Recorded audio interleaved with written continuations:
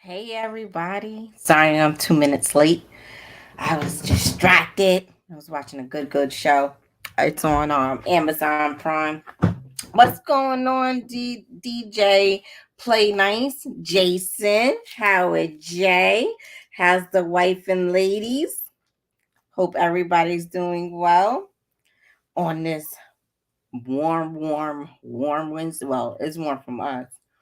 It's I think 86 degrees outside today. So Joseph Harris. Joseph, I was gonna text you, but I was so caught up into my movie, I was even late. I was late myself. So I apologize to everybody. Hey, blind guy and his wife. How are you guys? Zach, what's going on? How is everybody doing today? The husband's running late. I think Alex is, doing schoolwork. I'm not even sure. Hey, Cheryl, what's going on? So I had a long day, long day today. So I've been doing yard work. Hey, Monique, we've been doing yard work. We've been cutting down trees, trying to get a dog kennel up, doing the garden, all this other stuff. Hey! I It's knew. Wednesday. It's Wednesday morning. It's Wednesday evening. It's Evening. 5 o'clock. So I wasn't here today. Alex has been home by himself. Yeah. Well, all day today. I actually got home like an hour ago. I slept for 5 hours. Well, more than 5 hours. I slept. It was at what? I It don't was know. 9. Well, let's be realistic. 10 o'clock. I woke up. That's and the time. I No, slept I left again. at 11. You left at 11? Yeah. Oh. So I was only asleep for like 2 hours. No, you was not asleep for nobody's 2 hours. You was just waking up when I was walking through this door at like 3:34. Yeah. Yeah. I was asleep for like 2 hours. Anywho, I've been over here overworking myself in the yard and stuff. And my arm has been hurting for like a good 2 weeks. So I finally was like, all right, let me go to the hospital. So I'm in the hospital. I went there at like 11:30 this morning and just got home at 4. Just to tell them, and I had to make it clear. I was like, look, I know my arm is not broke, but I think I pulled a tendon or something in my arm. Like it's hurting. It's like really bad. You saw. This guy was like, I'm gonna just give you a sling. I was like, no, we're gonna do x-rays. Like the fact that he was just trying to give me a sling to walk and get me out of there. But it wasn't the fact that he was just gonna give me a sling without doing an x-ray. It's the amount of medication he was willing to give me just to get me out of there. And I was like, yo, this is crazy. I could have a hair fracture, anything. You just don't know what's going on. And he goes, I was just like, no, we're gonna just do this. I'm already here. If I go to my primary doctor, she's gonna send me to a specialist to do an X-ray. I'm just already here at the hospital. Let's do the X-ray, and then I'll go back to my primary doctor and do whatever necessary work that I have to do if I have to do anything else. So my X-rays was clear, which was amazing. The only thing is, he said I got internal bruising and I'm actually on bed rest for the next 72 hours. 72 hours. 72 hours. No. 72 hours of bed rest. I cannot walk the dogs because he doesn't want me to strain my arm. I can't do dishes because I can't really lift my arm. I can't do laundry. That's how I know you're lying. No, I'm being serious. You're lying. No, I'm being serious. So on top of that, he was like, they was trying to give me muscle relaxer, pain medicine, painkillers, anti-inflammatory medication, all this medication. And I'm like, yo, for an internal bruise? He was like, yeah. So I was like, I don't even take medicine. Now the prepper in me was like, take the medicine because you can always put it in your bug out bag. But just me, who I am, I'm a person that does not like taking medication, was like, don't even fill the prescription. That's unnecessary money. So I didn't do it. I didn't take the medication, but I should have. When I was like riding home, I was like, I should have done it and put it in my bug out bag because you just never know when you're How did actually you gonna drive dig home? it. What do you mean? How did Did I you die home? one hand the wheel? I've been using my arm. It's just last night I was uncomfortable. I didn't get any sleep. That's what made me go. And then Alex is like over here, man, mom, suck this up. Like, it's okay. You know how many times I've been hurt, bruised, hit, kicked, and everything? And I stood up and I walked it off. Suck it up, baby. The lies he tells. Oh, lies. But yeah, Lies. I should have Monique and Jason. I should have took it and used it and put it in my prep bag, but I didn't. And I regret it now. I really do. Because I was just like, oh, this, I don't know if anybody else's state, but Georgia State after June, where they're cutting back on Medicaid. Now, we don't qualify for the Medicaid, but Alex is on Medicaid because he's a child. And I guess that's how they did the slide. It was like, oh, Alex is, in school or whatever else. Hey, Jovan. So he's on Medicaid. So when I got the letter saying like, hey, your child will be no longer on Medicaid, you will have to get him on your health insurance because Georgia State after June is cutting Medicaid. Then I start researching and realizing all of these states are cutting back on Medicaid. And I'm like, all these people that have mental health issues, drug issues, people that can't afford health insurance depend on Medicaid. Not even that, just not even on Medicaid, but also food stamps. Like prices of everything is just going up and it's just ridiculous. So I'm just like, how are you sliding Medicaid? Like how is Medicaid gonna work now? Is it only gonna be for senior citizens? Or is it gonna be for like newborns and senior citizens? I think it's just crazy. I think it's crazy. I think it's insane. And the fact that, and also I forgot to mention, as I was leaving, the doctor did tell me that he was like, "Listen, get all your your prescriptions done, filled now, while you're able to. If you have Medicaid." And I was like, "No, I don't." And didn't click to me when he was saying it, because he was like, "See all the specialists that you could if you have Medicaid." Because it's going to be bad. He's like, it's going to get really, really bad come June. And I'm just like, oh, this is crazy. Now, I'm a type of person, I'd rather find like old school remedies for a common cold or flu or whatever it is. But for something like this, like actual pain, I'm just like, all right, I'll put it in a sling, I ice it. I probably put some type of warm oil on it, just to soothe the pain or whatever. But there's people out here that's just like, hey, we depend on our Medicaid and they help them with prescriptions and stuff. And what are these people supposed to do now? Right, Monique? We need to be like Canada, free medical. That's just, and I'm just thinking like this it's crazy. It's really, really crazy. Zach, I agree with you. I agree with you 100%. We need universal health care. Now, I want to ask this question because this thought did run through my head. Do you feel as if they're cutting Medicaid because of Obamacare? Because Obamacare is made it's supposed to be with your income. You're supposed to be able to afford it because of your income or whatever. Um Joseph, Billy's still at work. Um because of your um I guess, what do you call this thing? Your income. That's the way Obamacare is supposed to do it, right?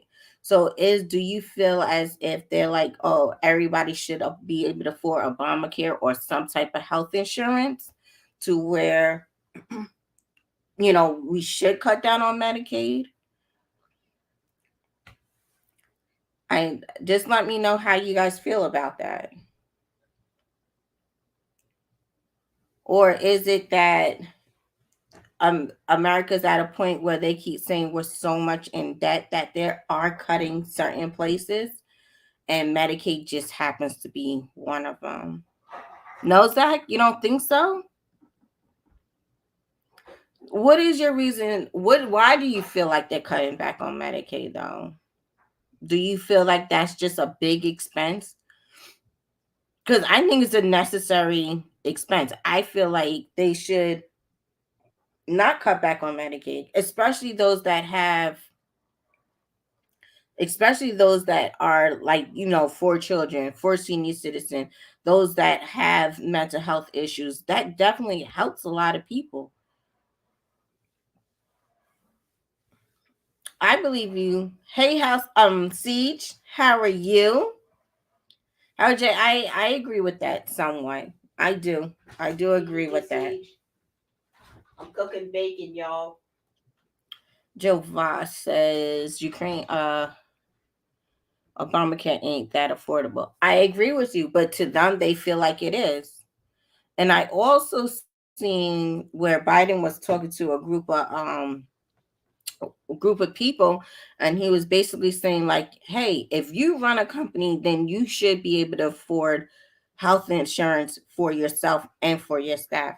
Now there's small businesses that are barely getting by, to where I disagree with that statement. Not all businesses can afford to give their employees or even themselves health insurance. Some small businesses can barely pay themselves after paying what they have to pay.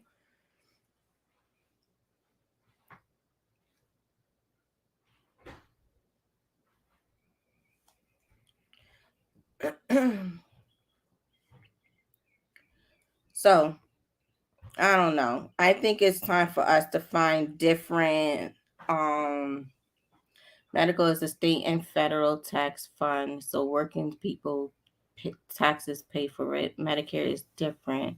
Qualified if you're over 65. Yeah, but that's what I'm saying. See, they're cutting Medicaid, not Medicare. Medicare is still staying. Medicaid is where you could still be a senior citizen. Because I know with my grandmother, she had to have Medicaid and Medicare, and her and she had health insurance. But I know, like I said, Alex is on Medicaid, and for whatever reason, um, they're just like, all right, we're cutting him. You got to put him on your health insurance. So, which I didn't have a problem with having him on me and Billy's health insurance. The fact that the health insurance company was like, look, because he's a child, he qualifies for Medicaid, and that was the reason of him being on Medicaid. So,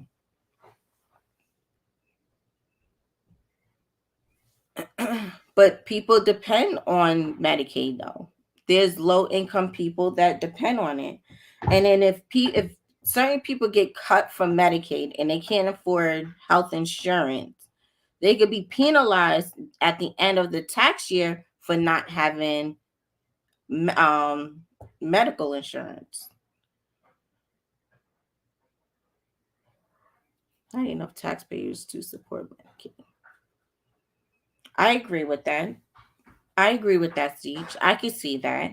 But again, there's jobs, but again, they want, especially like those big box stores like Walmart, Lowe's, Home Depot, they push more self-serve checkout than they do actually people checking out. So it's like a trickle effect, as you could say, right? Because if people can't get jobs because nowadays they wanted to make it to where even like Amazon stores, as long as you have your phone out, you can walk in an Amazon store, pick what you want, and walk right out, and they will still bill you because of your phone, right? So it's like they're taking jobs from people. So how is it that we're gonna actually survive if there's not really jobs out there for us to do, for us as a sport paying into Medicaid? A lot of people go to Mexico for prescription drugs too. I didn't know that, Jason. I did not know that. And I know they did something where they're trying to set a set price. Zach, I remember you talking about it. They set a set price for insulin. Hey there, how are you? How you doing? I'm doing okay. Can't complain. Can't complain. How was your day at work? It was okay. I can't, not too many battles. It was all right. I can't. Good, I good. can't. It was all right.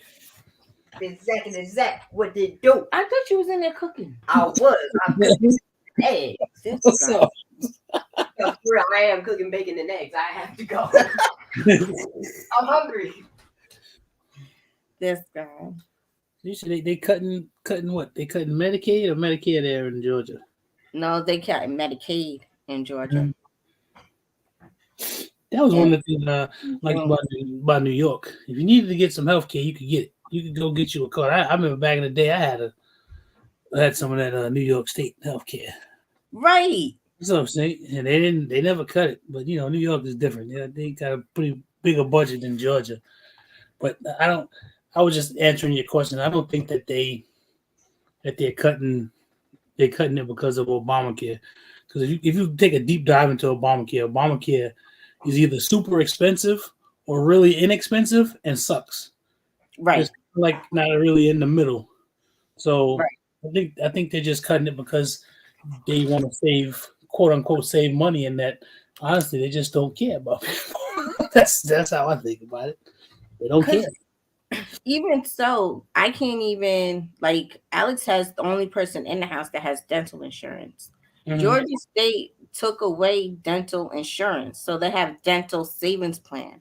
So as you pay up front and then you send it into a company for them to reimburse you on what they feel like you should get back. And I'm like, shit is crazy. Dental insurance is the worst. First of all, I think insurance is a racket anyway. And here goes the expert right here. Hey, Siege. But Right. Hey guys. dental insurance is the worst, man. And I have good corporate health care. Me and my wife, we have good health care. And to Right. me, they all suck. All of them. I liked it back in the day when I first started with my company when we had the POS, the point of sale. We had the POS and the PPO. And then when they switched over to the high deductible, oh, I hate that bullshit. Right. Hate it, Oh man. They yeah, messed up that's everything. tough. We had the old school healthcare like my parents had being in the unions. We had like that at first when I started with my company. Then when they switched over, oh, that's bullshit. I hate that stuff, man. Oh, I'm thank God. Don't get me wrong. Thank God I have it because I could not have anything. But Right. I don't like it. They just shifted all the burden onto you, and then the company would start doing other little bullshit with your money, like little classes and things like that. I don't care about that. Pay for my prescriptions. Pay for my if I need to have some sort of procedure. I don't care about the rest of that stuff. Right. It's terrible. See, how's work going? Girl, I let me shut my laptop. I'm still working. My claims are looking at me waiting for people to call me, but it's Good Friday, so I don't have to worry about it. Courts closed, attorneys are off, so I'm good. But the Affordable Care Act, it used to be a penalty if you didn't have health insurance. That's gone. That penalty is not there anymore. I didn't Oh, see that. I didn't know that because I know they still ask the question on the taxes. Like they yeah. still, they Ask still you, send but that they form too. can't. Right. They ask you if you have it, but they Yeah. can't penalize you monetarily anymore. Wow, I didn't That know that. stopped. I forget. I Oh, don't remember what year, so don't hold my Mhm. feet to the fire, but that's no longer in effect.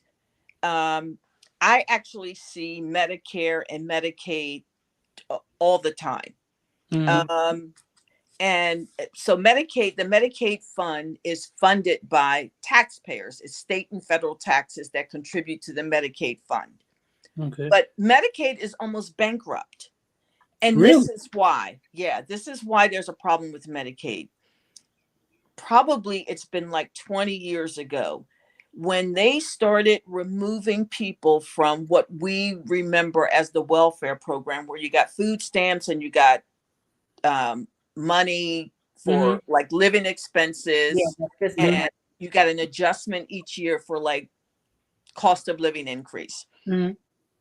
That when they changed that program and started removing people, especially single parents with kids, because that's where the largest chunk of money was being paid out.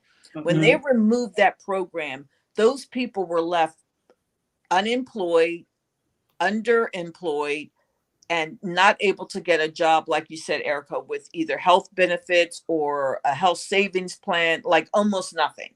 Mm. That's why they weren't working, some of them, because they were actually getting more on what we think of as welfare than they would have gotten for a job they could qualify for, especially if they had kids they had to put in daycare, because daycare is ridiculously expensive. It's Oh, almost Yeah. unaffordable. It costs so much. yeah, it But is. those people were left stranded.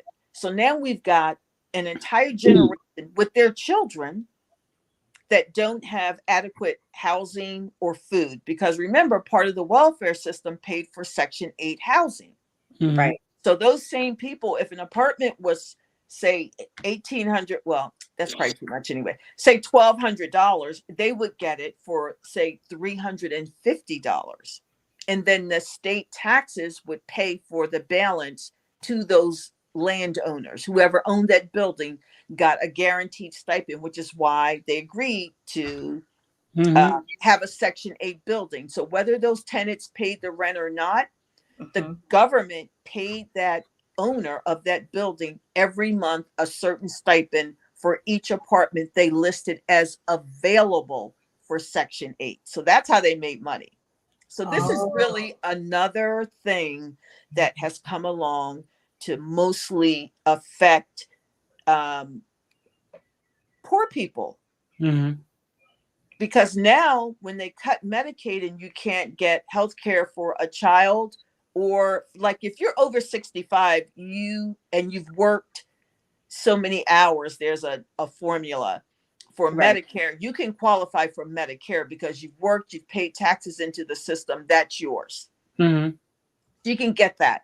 Medicaid, like I said, is state and federally funded. So Mhm. if you don't meet certain parameters, those people are going to be cut just like they cut healthy, able-bodied adults from the welfare system. Mhm. And what ruined the welfare system, if you think back, is really people that figured out the loopholes and were able to pretty much rob the welfare system. Mhm. People that had more drug problems than they did mental health problems, but had them labeled as mental health problems. And therefore, they were eligible for either welfare. It went from welfare to SSD, Social Security Disability. Mhm. And it didn't matter what age you were. So that then robbed the state and federal funded funds further. Then Medicaid. So those people then jumped to Medicaid because for every pain management doctor, follow up, physical therapist, Mhm. and the medications from the prescriptions, all that was covered under those plans. Medicaid is the last stop. Those Mhm. people aren't going to have anywhere to go. They're Right. going to be forced into one of two things. They're going to do without, which could be detrimental to their physical health, or they are going to have to find employment where they can receive some kind of medical benefits. I look at my paycheck every 2 weeks, and you should hear the foul words that come out of my mouth. I totally understand. It's so revolting. Right. I just completely lose my shit Mhm. every time I look at and what I pay for healthcare. I'm not I'm not sick. I don't take any medication, zero, none. I don't Mhm. have high blood pressure. I don't have diabetes. I'm not pre diabetic. I don't have anything. I don't take any prescriptions. I haven't had a prescription in I don't know when. So luckily, I'm not sick. Right. But if you just have regular, like um, high blood pressure or high cholesterol, and you need medication from your health care, like Zach said, you might have a high deductible plan. The days of the HMOs, which is what you're talking about, Zach, Yeah, those are gone. those days are almost gone. Almost, there are very few companies that offer those kind of universal health care plans because they're too expensive. Unless Yeah. you're in like a union or something like that, they still. Unless you work for like UPS, which after Yeah. and FedEx, because they do have full health care Mhm. coverage, and they are still what we consider HMO and PPO plans. And I know this stuff because I used to work for Blue Cross Blue Shield of Buffalo, New York, and I administered their health care plans. Okay. So I remember when Obamacare, as they were calling it, came into effect. But the Health Care Act itself does still provide coverage if you have certain life-threatening diseases. But it's serious. So what is it But more like? It's more catastrophic care it's almost. very catastrophic. And remember, most of what helped happen with that act when it came into effect was really to help the AIDS population that was dying from AIDS. Mm. Those you guys might not even remember it. Maybe it just never even hit your radar. But the drugs for AIDS the cost was so exorbitant that people were dying because they couldn't afford the medication. Mm-hmm. Until we had people like Magic Johnson, when he announced Right. he was AIDS positive, Mhm. he got one of the first cocktails available in the United States, but he could afford $10,000 worth of meds. Right. Most people couldn't. So that Healthcare Act actually helped provide meds for that was one of the largest populations I saw was people affected with AIDS. And I don't mean one segment of society. I mean from kids that were born with it all the way through at one time the highest population of people diagnosed with AIDS were Black women over the age of 35. Really? Wow. Yes. Did not know that. Yep. So that's what the Healthcare Act You talking about AZT? covered. I see Joe Val put because I know that's one of the drugs for AZT was one of the big. Yeah. The Those age things group. were, it was now it's not even like a cocktail. It used to be like 18 different medications. Now I don't even know what it's down to now. But that's part of why that's part of what the Healthcare Act covered because that AIDS community and physicians got together and said, people are dying. Why? Well, that's kind of like We have the knowledge. Why are like we they why are we letting this happen? like they finally just passed the limits on getting insulin. They just Right. passed the limit because that's something that should have been done 20, 30 years ago. They just did Exactly. it now. I mean, it can't be more than $35 or $38 or something like that. And that was one of the fights. I mean, people had to fight to get those costs lowered.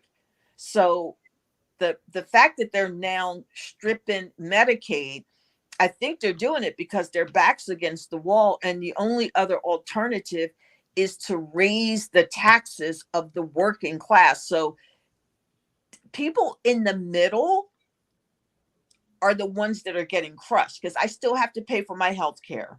I Right. still have to pay my state, local, and federal taxes. And Right. I don't qualify for anything because That- I make too much. Right, I don't know that's what the, that that, means. right. That's the thing. Yeah, we can't qualify for a damn thing because they say we make too Right. much. I'm like, okay, Right. where's that? Where's all that too much? I know. I'm not living that too much thing, not really. That's the point with me and Billy. We make too much money to get anything, but the fact that they put Alex on Medicaid and now they're just like, all right, you make too much for even Alex to be on Medicaid. Well, I had him on my health insurance until my health insurance told me to put him on Medicaid. And now you guys are taking him off. And now the health done that insurance sliding of the bar again, where they've moved the level of income. And when you see these numbers, and this was years ago that I administered for Blue Cross Blue Shield and Aetna. But when I look at Medicare and Medicaid claims, because I'm in Connecticut, the emergency room bill, I should have left my evaluation open. The emergency room bill I saw today, I think was $3,800. And that's a ridiculous cost. That's just to show up. This is somebody that went to the emergency room after a minor car accident with some muscle pain. After they get you in there, because there's the facility fee, there's the doctor's fee, there's the x-ray fee, and then there's the radiologist to read the x-ray. So you've got 4 bills. for what could have been one visit to your PCP, your primary care physician, or an urgent care center. That was a $3,800 bill. I think Medicaid paid less than $300 total. Well, I went to when I had my incident in Houston, just because they had to take me to the urgent care, and they took me. See, that was $4,000. What? $4,000. Yep. It was like, what the hell? And I wasn't there for that long. Now they kept me there. They gave me an IV, made sure I was all right, checked my vitals and all that. But they didn't do no whole lot. And when I got the bill, I was like, damn, who the hell they expect to pay? I know. That's why they've actually moved it to where medical bills are not supposed to be on your credit report either. They changed that. It used to be that actually, I remember that right, because that made people's credit scores go up. Yeah, so they took that away because if you're sick, and don't get sick in this country and not have health insurance, I'm telling you, it's bad. It's bankruptcy almost. It's guaranteed for you to go into bankruptcy. This is like the only industrialized nation where that happens, actually. Right. But I've seen the alternative. Universal health care is not what people think it is. If you read about universal health care in other countries, very few places, this is about poor people. I'm telling you, this is not about people that make over $75,000 a year, even though that's not a ton of money. That's way above the national average. Right. This is for people that are just getting by, that are barely making it, maybe working 2 jobs, still under, I think the cap for a family of 4 at the poverty level is something like $35,000, $38,000. Who can live on that? Who can live? One person can be able to live on that, let alone 4 people. I can't live on that. The average person can't. You don't get the average job a person gets is not even enough for them to get a room anywhere to be able to live on their own. So how the hell are you going to raise 4 people? How are you going to take care of 4 people on $35,000 a year? But some people have to, though. Yeah, I know some people have. That's why, I think about, because I like the whole universal healthcare idea. Now I know it's not perfect, but what do you think is a better solution? Like, I know people who live in Canada. I hear about the long waits and things like that, right? And the taxes may be a little bit higher. But if I want to go to the doctor, I can go to the doctor. It may take a little longer.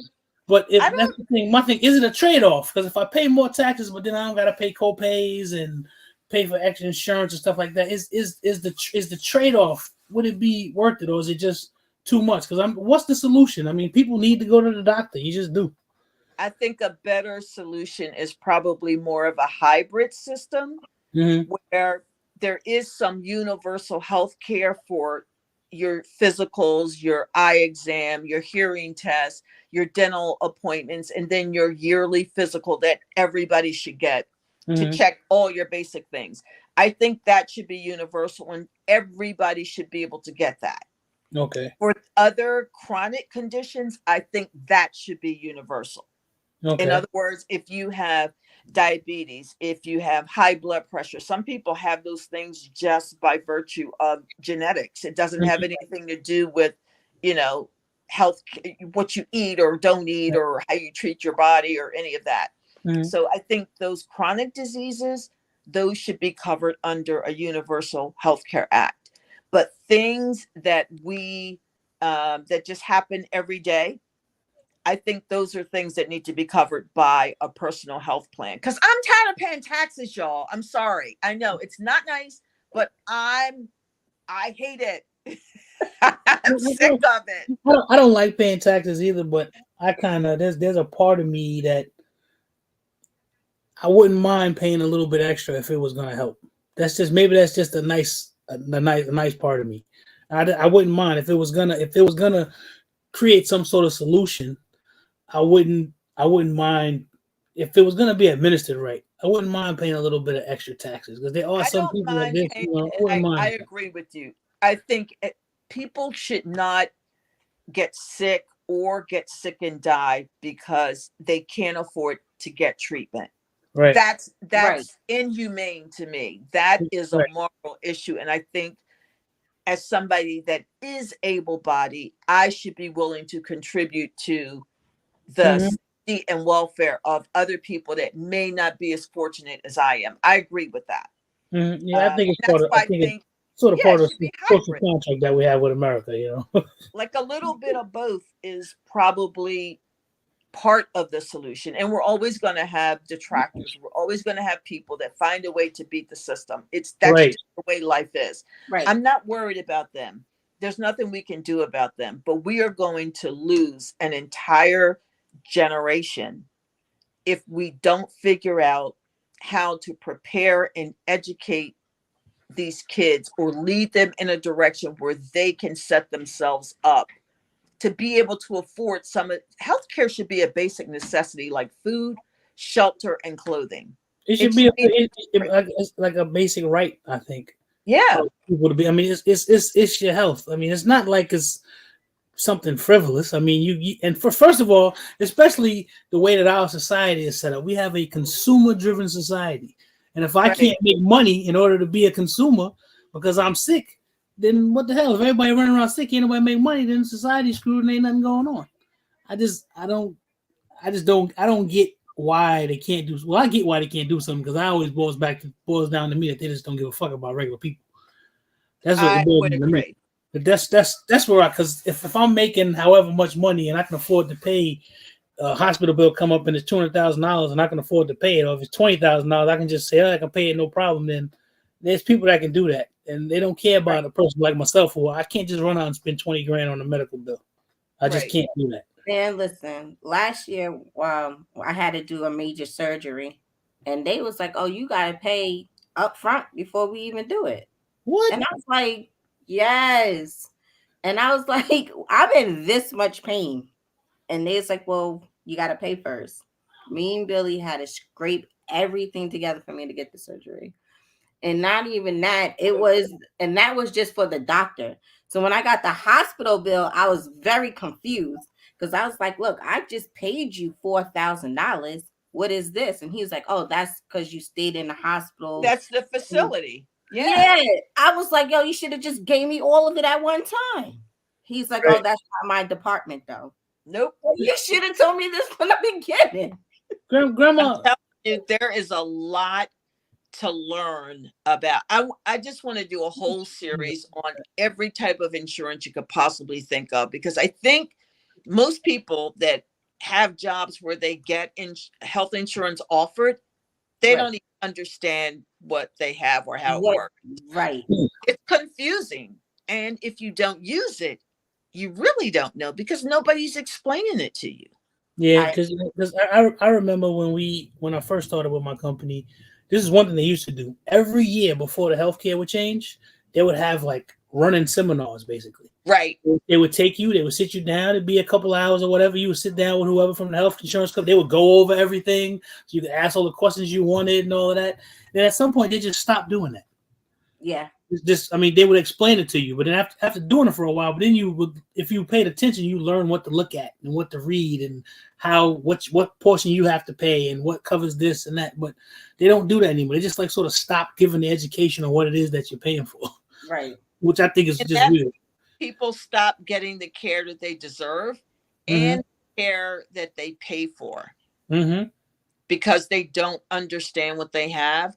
And I would guess there's a ton of people in our community that have health care, that have mental health benefits, that have never, ever used them.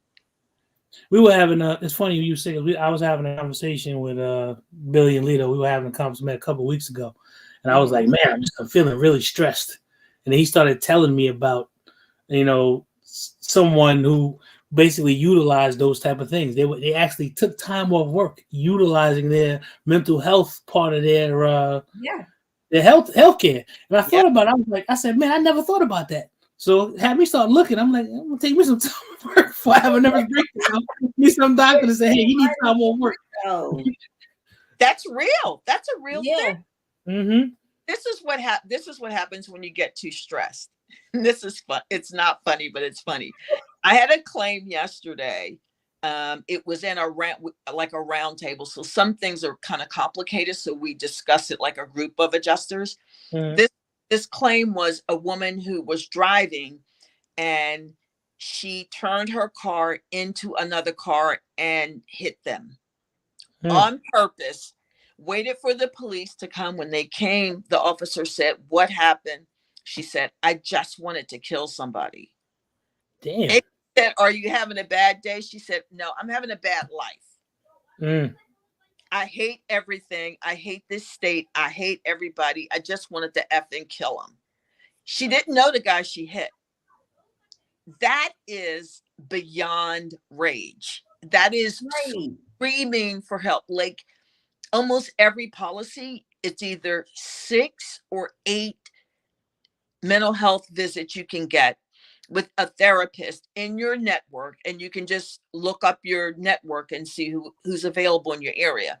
Right. Most policies give you 6 or 8 visits a year that are free, that you don't have to pay for. Right. Mm-hmm. Mhm. So it's I probably forget how called, many. yeah, it might be called EAP. It's like an employee assistance sort of thing. I Yep. saw Joe talking about. Yeah, I Yeah. looked into that. We do have something like that with the company that I work for. And those things, you pay for it. Mm-hmm. Yes, Jova, it is. It's the employee assistance program, and it's for set aside usually 6, 8, or 10. I think mine is actually 8. But don't wait until you are ready to drive your car into somebody else. Go when everything is okay. You don't need to wait Right. until you're so stressed that you Yeah, like. that's why I take days off work for no reason at all. I don't care. Those are mental health days because I need to not be in those situations. I need to not be in those investigations. I need to not be talking to those people. I need to just be doing what it is for me. It's for my own mental health, so I don't flip and snap and cuss out my supervisors and all other type of shit. Right. I do that. I believe in that. It'll be like, what you doing? Why you took the day off? Just because I wanted to.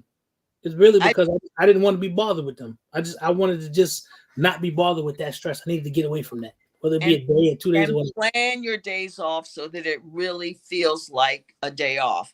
Plan Mm-hmm. if you can. Everybody can. I'm fortunate enough I can, because if not, this job would drive me out of my mind.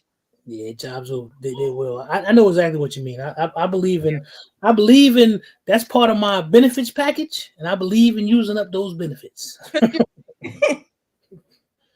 So people that don't, we have to find a way to help the generations that are coming along to either, if they're in business for themselves or they're in business with a group of other people, to be able to afford health care, also to live a healthier lifestyle so they don't encounter some of the things that can be avoided, and for them to get mental health help before there is a crisis, because you don't need to wait for a crisis.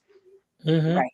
And I think that's how we often view it, because once Medicaid goes away, there may be some other program, but with every program that's cut, the care that they offer gets less and less. Mm-hmm. I'm going to offer you more. So the number of providers are going to be fewer. And just think, the doctors that accept these plans, they're getting paid pennies on the dollar. Right. They're Yeah. only going to so many people. Working like a dog and lay the crickets all up under. Yeah, man. It's because they don't. It's the one thing. It's the Yeah. one thing. Like my mother. My mother was a nurse, and when my mother retired, my mother had so much vacation time stored up that she took like the last 3 or 4 months before she retired off work because my mother was a workaholic. My mother never did not. She would go to work. My father would always tell her, take some time off. He said, the place ain't gonna fall down because you're not there. And I always hear that in my head. And my mother was, it's one of those professions though. She was a nurse and she was really into the people she took care of. It wasn't Right. to me, that's not a regular profession. Like I'm technically a banker. So to me, I'm just feeding the machine. That's how I look at it. So to me, to take a day off, it's like, yeah, okay, good, because I'm basically I feel like I'm screwing the system a little bit. So that's why I like doing that. But in certain different occupations, depending on what you do, I can sort of understand that. But that's how she did, and I don't want to fall into that because my wife is the same way. What Jackie does, she's into the social services. Oh, So good God. she deals with people's lives. It's not with me. Me, I deal with paper and money and I facts and do things it, like that. Different. so I don't care about taking days off. These Right. claims wrecks are always going to be there. Mm-hmm. So I don't have a problem taking a day off for myself to do something or to do nothing. And usually that's what I want to do. I want to take a day off is because I don't want to do. Yeah, but I know. don't think people realize how impactful healthcare is, especially if you suppose you have a child with a chronic disease, with an asthma or something like that, where Mhm. you're constantly going to the doctor. Mhm. Now you don't have that care. You don't have that money.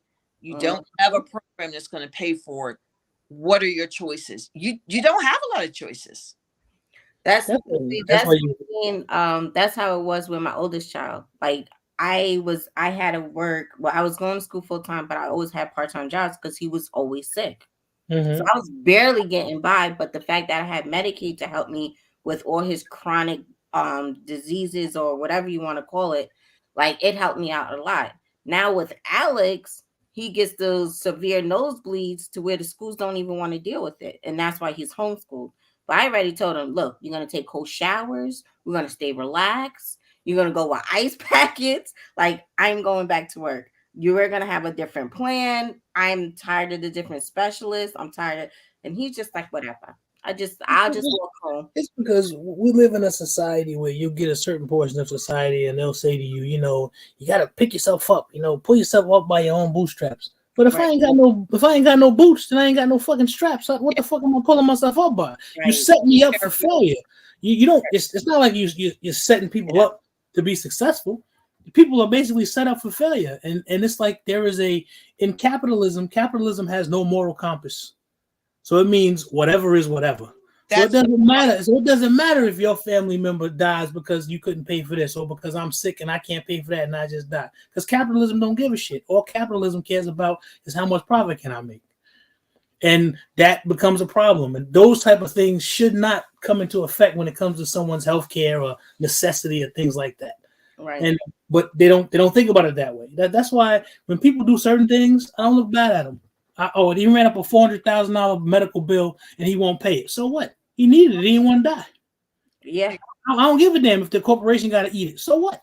The corporation is not a person. It's a corporation. They're there to make money. They're going to take a loss. You want to know something? They're going to find 10 other people to screw so they can get that money back. And they're going to write it off. Right. Yeah, they write it off. Right. So that's why I don't. It's weird with this stuff because it make you try to be have a moral compass. But the thing that I do understand more than anything else is that capitalism has no moral compass. So I will screw capitalism in a minute. Because they do it to us. People are living longer. Diseases that people died from even just one full generation 50 years ago, those people are now living. They're not dying from that. Mm-hmm. Right? So the amount of money we spend on healthcare is only going to increase. Right. Right. That's why the age of retirement keeps getting higher and higher. I wish they stopped moving that damn number. They want to move it. They want to make it 70. Yeah. Look, I'm about to be out. Really soon. They need to stop moving that line. They keep moving it and moving it. Telling you, it's between healthcare and retirement and saving for retirement. How many people get to 50 and realize they haven't saved a damn dime? Right. Right. They've got nothing. That's why I say, you know, I'm real funny about that. It's not about work ethic. It's about I know I only got one life to live, and I don't want to work until I'm 65 and not have any fun. And then the average life expectancy is what 72, 73, and then I got another maybe almost 10 years. And so for those 10, I done worked my whole life just doing some shit somebody usually that I don't want to do. And then I got for 10 years of fun. Forget that. I'm having fun on the clock, off the clock, whatever, because I only got one life to live. And if I drop dead tomorrow, the company ain't gonna give a shit. They gonna, Zach was a nice guy. Who we gonna hire in his spot and pay them less than we paid him? We are so replaceable, and I think we overvalue ourselves with Right. companies. I am a Yep. grain of sand on it. Mm-hmm. There are literally thousands of injury adjusters in this country alone that do the same job I do. Yeah. And guess what? I could drop dead tomorrow or get too sick to work, and they Mm-hmm. would replace me in 30 days. They Oh yeah. won't. They be like, "Oh man, she was such a nice lady." But hey, who's gonna take her spot? And Right. that's how I think about the company. I have those conversations with my supervisors though. It's kind of weird because I understand that. If I would have dropped dead, you would just hire somebody else and pay them less money. They So sure would. I Yep. gotta And do what I gotta do to make sure that my mental health is right. And if it means that I gotta screw you a little bit when I'm on the clock, then that's what I do. I don't care, and I don't feel bad about it. Hey, everybody that just came in. That's what I tell Billy. And I know Zach I know you be hearing me yelling at him on the phone, especially when he be out there when the tornadoes be going off. And I'm like, yo, why are you out there working and not home? He be like, oh, I'm just gonna finish up real quick. I'm like, Yeah, I know. I like, get on him. I get on him about it because I want him to enjoy himself too. I get on him about right, it because you want to be able to you like I said, you only have one life to live, man. And I don't want to spend my whole life investigating shit and then fussing about stuff and policies and stuff that I know that's bullshit and shouldn't be a certain way. I can't do that. I gotta have some fun in this life. I have to because when I'm gone, it's over. I don't get to do it again. right, right. Yeah. It's really important that we understand the positives and the negatives of everything. So for your health care, you got to take the best care of yourself that you can now so you don't run into some of these life-threatening problems. And yeah, we're all guilty of not doing our best. I get it. We're not perfect. We right. don't need to be perfect, but we need to give ourselves a fighting chance. And we really need to give our kids and our grandkids, if I could just get one grandkid, just one. You have one, Alex. Alex, now I'm like, that's I guess I'm gonna get is Alex. So, but we've got to give them a fighting chance so that they can produce an income or a livelihood that allows them to be comfortable and to have health care that's affordable. Because Yeah, what people pay, and I'm sure Zach, you'll attest to this. You look at what you pay for health care, and it's just me. Right. Ridiculous. I should go to the doctor just to go. Like, do you know that in your healthcare visits, if you have coverage, when you go in, that doctor owes you by contract at least 45 minutes? I don't care what we're talking about. We're going to be here for 45 minutes because you're getting paid. Right. Right. Don't get me in and push me out in 12 minutes. No. Oh yeah, I hate that when it's this thing that certain doctors that they're walking out of the room on their way in. You understand what I'm saying? right. They're on the way in, they're walking out. I hate that shit. I'm That's like, the good one. have a seat. We're going to talk about your kids, something. I don't Right. know. Whether what you're doing for Easter, I don't know, but we're talking about something for 48 minutes. So that's what you're getting paid for. That's what I'm getting. Like, we have to understand our rights. We have to understand what we're paying for and what they should be provide, because this is a service. They are our providers. There's a certain level of care that we should expect. And some buzzing in and buzzing out, that ain't it. It's not. But people don't know that. It's just you just have to take time to educate yourself on it. See, I learned from being in certain situations and being sick. That's how I learned how things work. I had no choice but to learn how they work. And Right. if that hadn't happened to me, I might not know about any of that stuff either. I learned because I had to learn. If I didn't, I wouldn't have been able to get what it is that I was paying for. Now, wouldn't it be great if somebody was able to give you that insight before you had to use it, so that when you have a medical emergency or a medical situation, you don't have to worry about, I'm sick and how am I going to pay for this? Right. Like, that's an added burden that you should not have. Right. And that's it's It's just it's weird, that stuff, man. It's and nobody. This is the type of stuff that they should be teaching you in school. Yeah. This is the stuff that you should be learning. Some of the other stuff that I done sat through classes and I had to get grades for, and I ain't gonna never ever use that bullshit. Right. Never. I'm never gonna use it. But the stuff that's important, those are the type of things that you should be in school learning how to do. How to be an entrepreneur or how to someone. I tell little Zach that, like, we buy him books and stuff on child books on how to start a business and things like that. Me and my wife did that because I always tell him, I'm like, man, you don't want to, if you can, you don't want to work for somebody. You want to work for you. Yeah, You want to work for you. and you don't have to. Now, if you want to work for NASA or you want to build Right. cars, General Motors, you're going to have to work for a company. But Right. then also branch off and do your own thing. What's Mhm. I saying? Oh, the disparity in healthcare. Okay, listen.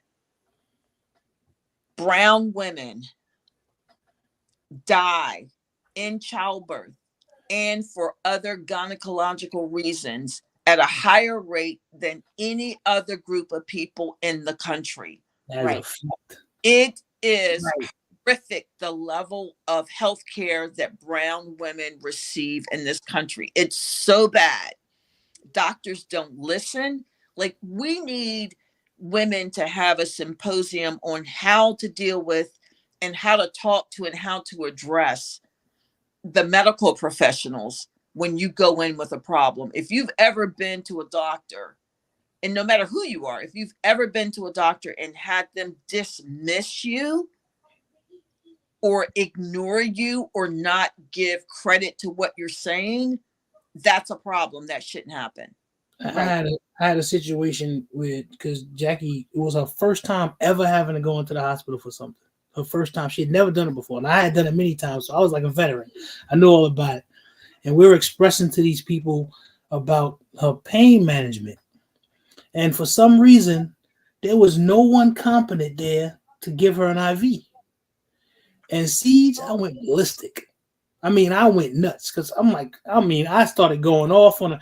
The lady told me that I was a racist because the little black lady who was the nurse, I said, this is not a third world country. I got good health insurance and you're not taking care of my wife. The white nurse comes in and says, you're a racist. I'm like, what the fuck you mean I'm a racist? This is another little black lady. I'm just talking about the service I should be getting. They called the hospital police on me and everything, but the hospital police were cool because when I was sitting in the room and I called the guy over, he actually came and he talked to me. And I told him what was going on. And he actually calmed the whole thing down. And they went and got somebody else. And the hospital system here is kind of small. So there was a time when I was in the hospital a lot. So I knew everybody. So all of a sudden, there was this one, he was like a head administrative nurse. He comes walking in the door. And when he walks in the door, he goes, hey, Zach, how you doing? I mean, I know him like that because I had been in the hospital so much. And I'm like, telling him what's going on, whatever. He's an excellent nurse. Gave her her IV, got her pain medication and everything. But if I wasn't there for her, and I wasn't there to like getting everybody ass, who knows what they would have done. So that's why I say I understand that because you can see the difference. I can see the difference when we go places. Yeah. I advocate for her in a minute. I don't care. You can call the cops. I don't give a fuck. She belongs to me, and you ain't gonna have her there on no bullshit, being in pain or not taking care of her. And sometimes you gotta be that way. They do that with, I know how they do that with brown women, minority women, I should say, however you want to call it. They do. It's like they think you got a higher pain tolerance. I mean, there's studies and shit that they did on that stuff. And those have been rebuked by so many scientific studies since then. These are things from the 40s and 50s, but they're still operating under that false notion that Black people have different skin sensitivity and nerve reaction, and therefore we're more tolerant of pain. If you ever get that feeling from a physician, you need to stop them, ask for a hospital administrator, and demand not another doctor, the hospital administrator, because that person makes more than everybody in the damn hospital. When you filed that suit against the hospital for malpractice, the hospital administrator is the person that needs to figure it out, not the doctor. And and I know that's how you get things. Like I said, my mother was a nurse for damn near 40 years. My mother-in-law was a nurse. I love nurses because of I come from a family full of nurses, and they always taught me that you don't want to talk to a doctor.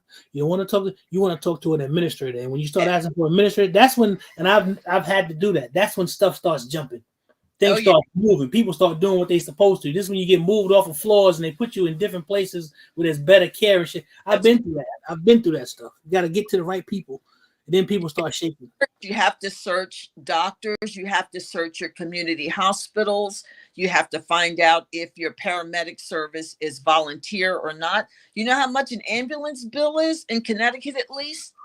No sirens, no lights, no medical emergency. It's $1,000. What? Yeah, don't give me no ambulance. Put me in the back of somebody's car. And take me. I say that all the time, especially with the kids, because you gotta sign a waiver if they get injured. The school has the right. No, call me and I'll bring them to the hospital. Yeah. Yeah, unless he about to die on the spot. Right. Call me. I'll get him there. Yes. That's that's part of what drives money out of funds like Medicaid, because you have people that use emergency rooms for their primary care purposes, And because they don't have a doctor in their area. Maybe they don't have a car and they can't get there. right. So their only option, if they get sick, is to call 911 and an ambulance arrives. It's funny how Joe talks about the disparity in care, because where I live, right?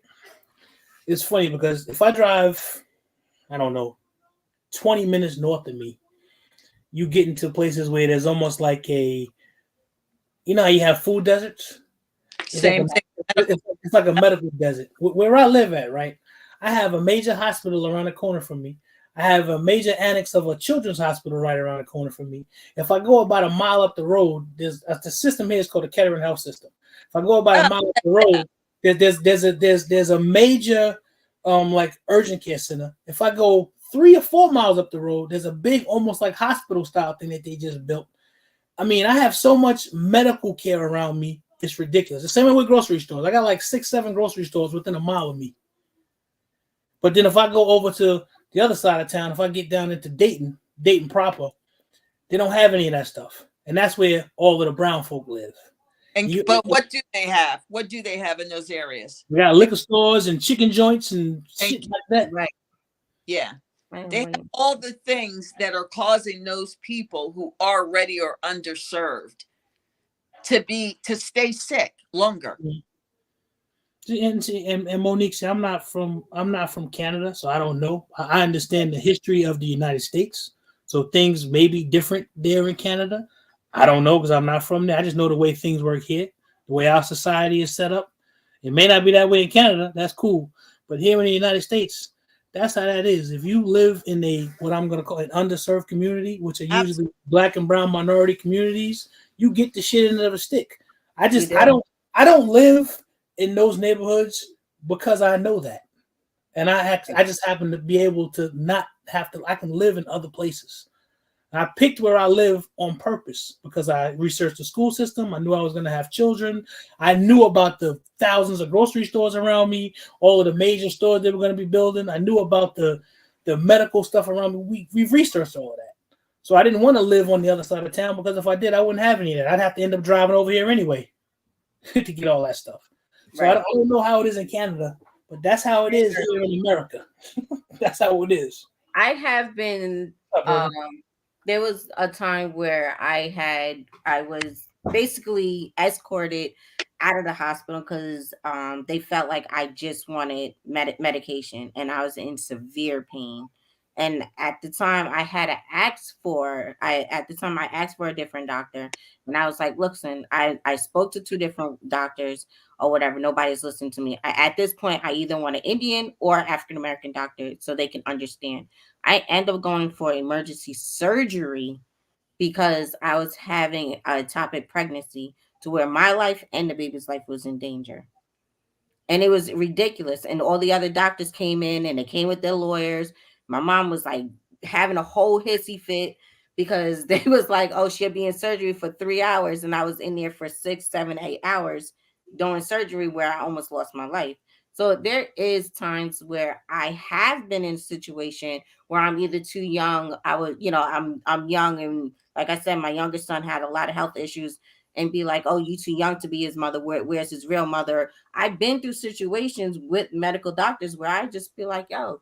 At times, I had to call my mom and be like, "Can you come? Can you come and just help me out through this because this is the way I'm feeling at this time." No, And it they do that sucks. stuff to us. They do that. They do that stuff to us. That's That's why I can only attest to what goes on here, and I've seen that happen. You know, I've been a young father where you go Right, to the doctor and they treat you like something is wrong when you got, and then if you don't let them do you that way, and you get a little rowdy, then they want to call the police on you.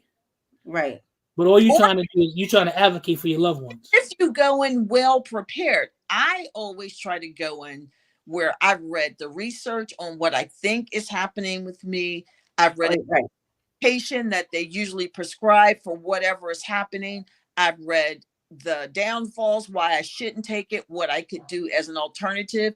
And you go in, and then they want to question, well, how do you know this? So I Right. get to question them and say, well, this is the study. Have you read it? yeah, We have to educate ourselves, and we shouldn't have to because every patient doesn't. But this is what we're facing. We have to educate ourselves so that when we go in, we can say to them, you're not listening. I need you to listen to me. And this is what I'm saying. Now, you say your piece. And I've said to a doctor, now I need you to repeat to me what I just said to you. Mm-hmm. I oh want to yeah, be on the same page. And if we're not, you can be replaced. Yeah, yeah, that's the thing too, because it's like there's a mentality of, especially if you get with different older doctors, the mentality is wrong. This is the 21st century. This is 2023. Information is everywhere. So, Everywhere. so everywhere. the same book that you read that's old and outdated, I can go get a new version of it and read and understand exactly what it is that you're saying to me better, and probably say it to you better than you can say it to me. But they don't Absolutely. understand that because they feel like they want to be superior. Forget the superior shit. If what I'm saying to you is correct and you know it is, and you can go research and say, you know something, this guy is on point, don't get mad at me. Be happy that I was there to help you so you can do shit the right way. Because medicine is basically it's hit or miss. Ain't nothing sure about it. They don't know. They It is think they do. some of it is a guess. And like you said, if you're in pain and they're accusing you of drug seeking, that's because, and I see a lot of drug seekers in my claims, believe it or not, Mm-hmm. people that have lifelong addiction issues that break a fingernail, and the first thing they know what to ask for. Right. Drug seekers, and emergency rooms at one time actually stopped prescribing opioids, and then the big opioid epidemic, and then the suing of the opioid companies. So all that has changed Mm-hmm. the way healthcare is administered, how treatment is given, especially in emergency rooms. Oh wow. Finding a good doctor is hard, man. Exactly. That's why it's called practicing medicine, because they practicing. Exactly, Joe. It's Sure. they don't know anything for sure. That's They why think I they know. feel like we should learn about old medicine and stop depending on these medications that they provide for us. I'd rather, you know, look for different alternative ways of doing it like an old school remedy than going to the doctors. I know that I'll do that to a point, because I know that there is some guy somewhere who spent 20 years going to school after he finished his other school, learning how to formulate drugs, and he's a chemist. There's somebody somewhere who knows what the hell that they're doing and knows that, hey, this is gonna fix this. That's why every commercial has 10 different side effects. May cause a dry mouth, may cause your skin to be flaky, but Yeah. there's some guy somewhere who went to school and learned how to do this. I can't dismiss that stuff. I can't. I 'Cause I know agree with people you. who've done that, and I'm knowing the older remedies and stuff, they do work. But like C said, people live longer because of the advances and stuff that have been made. Right. That stuff is real. Right. But then again, you listen to these commercials Commercials damn near 30 minutes and 28 of it is the side effects. It's so funny because I never watch TV. I hardly ever watch TV. I really don't watch anything on TV. I will watch sports, but when I walk past a TV and it's on, I was somewhere last week and there was a TV just blaring away. Where was I? Can't remember where I was. Maybe a car dealership or something. And I thought, first of all, why is there a TV everywhere? It's annoying. And every 3 minutes there was a commercial about some drug and how you should ask your doctor for it. And just kind of like, good. No wonder Americans are so messed up. Right. Everything you take triggers something else in your body or changes your brain chemistry. And then your body can't do what it's naturally inclined to do, which is something to help you get well. Oh, no, nothing, no oxy, no dones, none of that stuff. Nah, man, I'll take it if I need to. Forget that. Really? Oh man, I think oxycodone, I take Vicodin. I don't care. Look, I'm telling you, when I was just at the doctor's, he was like, "What kind of painkiller do you want?" I don't want anything. Why would you even ask me? Give me a big ass bottle of Vicodin. I'll be good. Right. He was just like, "I'm gonna give you muscle relaxer." I was like, "Is it the muscle? Is the tendon?" I thought it was the tendon. He's like, "It is, but I could give you a muscle relaxer to help with it." Like, dude, you just giving me medication. No, I just pass. I just take my Tylenol if I really. But that's a big thing, though. Treating pain, because hospitals have lost a lot of money for not taking care of people's pain. Pain management is a big thing. Now that's where the over prescribing of it came from.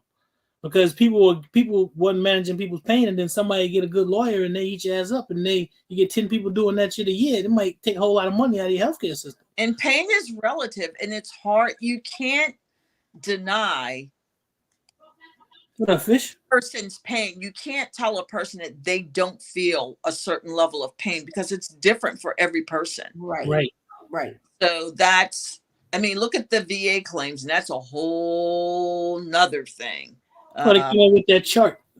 How you feel this way? You feel like this? You feel like you can't just tell a person no, you don't feel that way. Right. And what happened is there were doctors who were doing that, and it ended up costing some healthcare system a lot of money. You don't feel that way. What the hell are you gonna tell me how I feel? I'm telling you this shit hurt. You can't tell me. Exactly. All right, I'm getting off because I don't even know why did I come on to talk about Medicaid. Yeah, you did a great job. Thank you. But we should get some people together and talk about how everybody bring their little healthcare thing, and we'll go through it and see whatever. Because I'm betting people aren't using their benefits. Some people are. Some people really read about it, but there are things in your healthcare plan that you might not be using that you should. Mm-hmm. I agree. Every year you need to get one. If you're not getting your eye exam, if you're not getting your dental appointments through your dental care, you should get it. If you're not using your employee benefits for your mental health visits, 6, 8, or 10, however many you get, you should. Even if they're just a telemedicine calls, you don't have to go in now, which is great. Everybody doesn't want to travel. You don't have to sit and wait in an office to get a mental health visit. You can do it teleconference, and they're on time that way, or you can go into the doctor if you like. But either way, you pay for it, use it, and it's helpful. Right. Keeps me from going through a store just punching the shit out of every person I pass. So some days I just want to go down an aisle and just clothesline every person I see. I don't even know these people, but some days that's just the way it is. It's just not a good time for me. So some healthcare plans do. You said, do they cover Viagra? Some healthcare plans do. Yeah, they do. Most of them do. They cover it. It's just it's a limited number. I know, y'all. I got a whole bunch of these weird, unusable pieces of information in my head, but Viagra is covered. under almost every healthcare plan. It is covered under the Affordable Care Act. I know because I administered that plan and I saw it, but it's so many pills per month. Yeah. You know that's not useless information, right? That's not useless information. No. That is information when it's necessary. We're having a conversation like this. So there was somebody out there who's watching who wanted to get some Viagra and couldn't afford it. Like, wait a minute, you mean that's covered under my healthcare plan? Yeah, it's They're covered. gonna go to their doctor now and they're gonna get right. And their wife gonna They're gonna call it in. Can you put this prescription in? Exactly. You see what you just did, Steve? You just hooked somebody up. At a 3-month supply, they will mail it to your home and it's cheaper. Yeah, get that 90-day supply. Yep. Yeah. Get that 3-month supply, mail that stuff to your home. It's cheaper. But there are very few things that are not covered. Very few. Yeah. You hear that, y'all? Go out there and get your Viagra.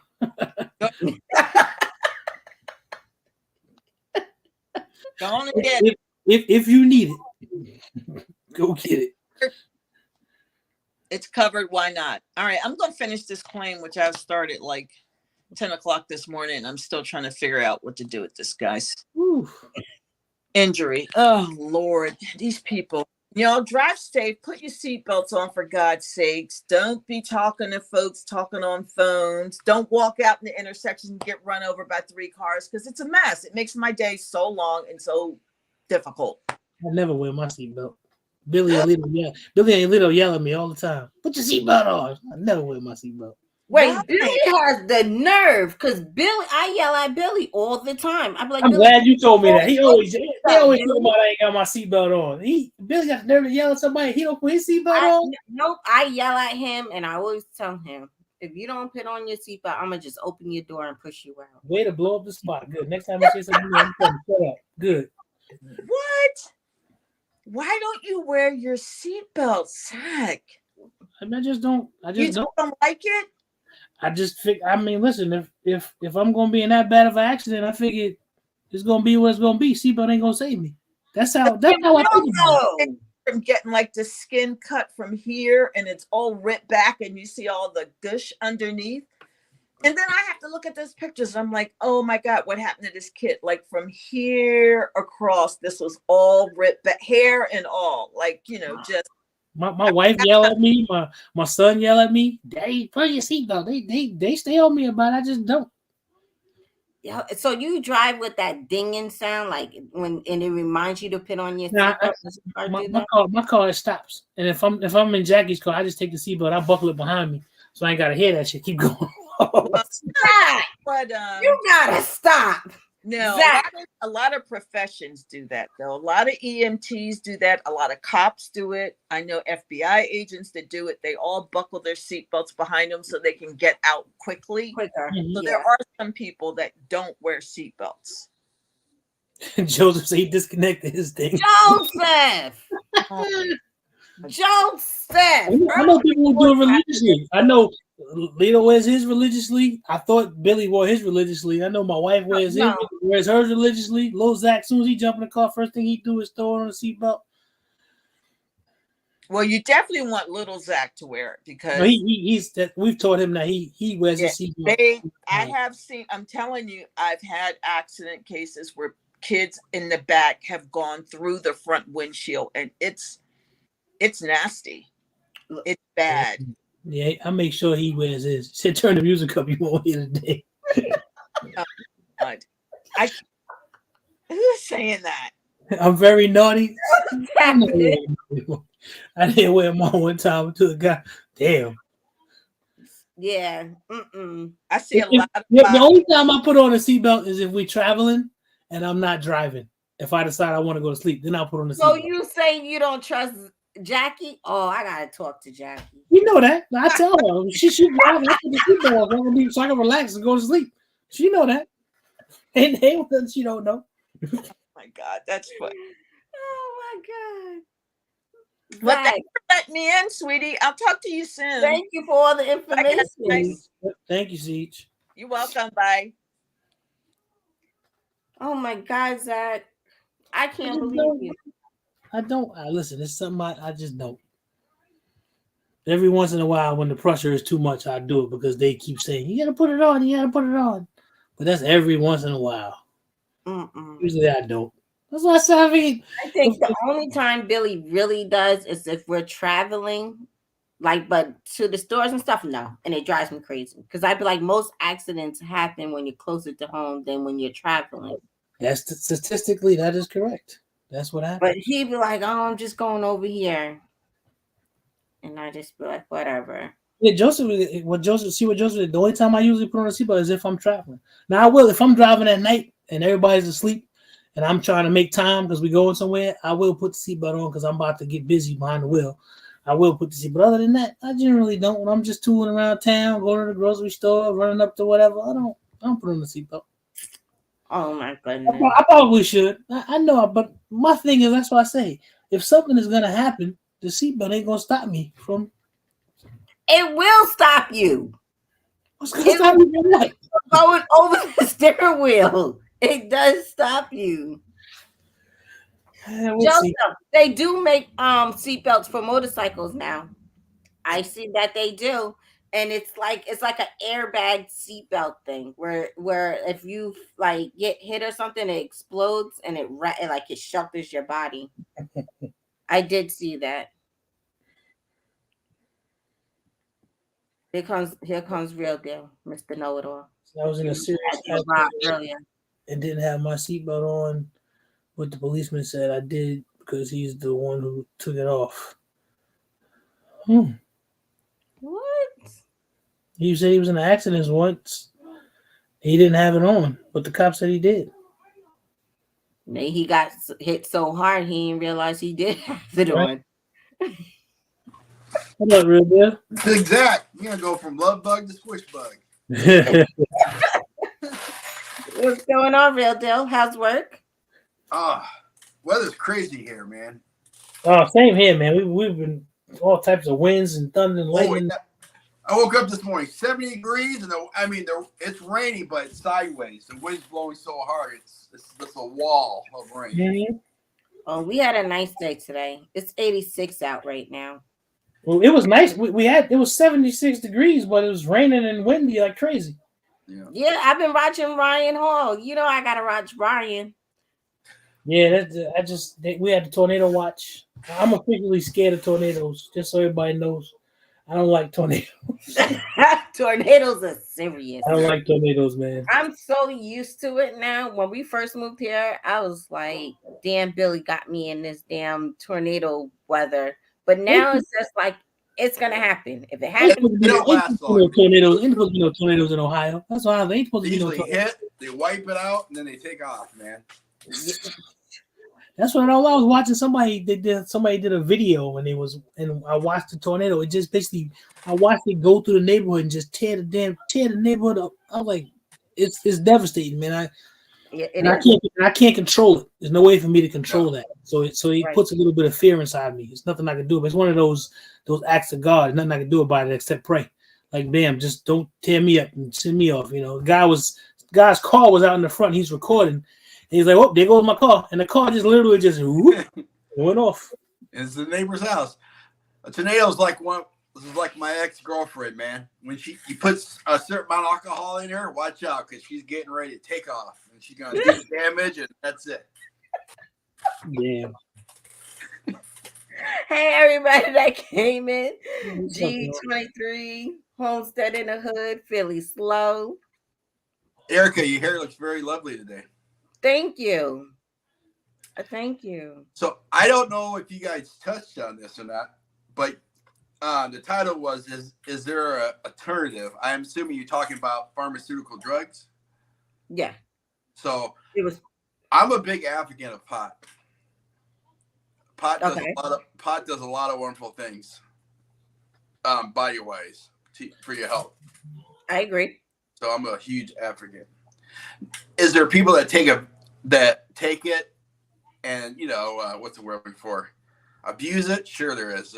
Everybody abuses everything, There's people that wake up in the morning, from the time they wake up until they go to bed, they're just smoking blunt after blunt, Mm-hmm. I think, I don't know if you got to be that high all day, but Some people can only function if they're high. Yeah. I mean, they do studies on that where it has benefit to it, and Oh, yeah. I believe it has a whole lot more benefit to it than they want you to know. That's why they made it illegal. You know why they made it illegal, don't you? No, I don't. So the word marijuana is a Mexican word meaning dirt weed. Mm-hmm. So back in the day, the reason why they made it illegal because hemp came out and the cotton gins were losing money on it. And so they started a campaign talking about how it's dirt weed and all this stuff. And then there was too much benefits physically to it. And so the pharmaceutical people who started making pills, they got on the bandwagon to talk about, to make it illegal. They're the ones that helped made it a drug and got it put on the list that, it's bad for you. Schedule 1. Yeah, because it took money out of their pocket. Before then, you would look at medical books and it would tell you to take marijuana and stuff. I mean, I think that what will happen is if some company somewhere or some guy somewhere figures out an effective way to tax it properly, and they can get it off the Schedule 1, federally, I think then that'll change, because I know that there's benefits. There are a lot of benefits to it. I know people personally who had seizures and things like that, and they use marijuana for that. They're having 100 seizures a day, and you start smoking, and a lot of them not smoking. They'll vape it. They have like this one person that has it's like a machine. It sort of like vaporizes it. It's not, you don't smoke it, like you don't light up anything. So I guess it's better for you that way. But before that, they would have like, literally, it's no joke, you have like 100 seizures a day. And then once you started doing that stopped. You didn't, as long as you medicating yourself with it. And that matter of fact, that was the only thing that worked. Anything else that they gave them didn't work. But they started getting a little bit, getting some of that, the stickies or the icky, and they were doing good. Yep. That's why I think that it's like you say though, it's because it takes money from the pharmaceutical industry, and the wrong people would be able to benefit from it. That's how I look at it. But and how easy is it to grow it at your own house, right? You can't make pharmaceutical drugs at your house. Well, some people can, but I'm not one of them. Right. But it's really easy to get a light in your basement. That's right. And get you a grow tent, or grow something in your garage and stuff. Grow your own way. You know where it came from. It ain't nothing crazy. I don't think it's nothing wrong with that. You should be able to. It's natural. It's from the earth. It ain't like it's somebody made in a laboratory. My body. I'm getting too damn old.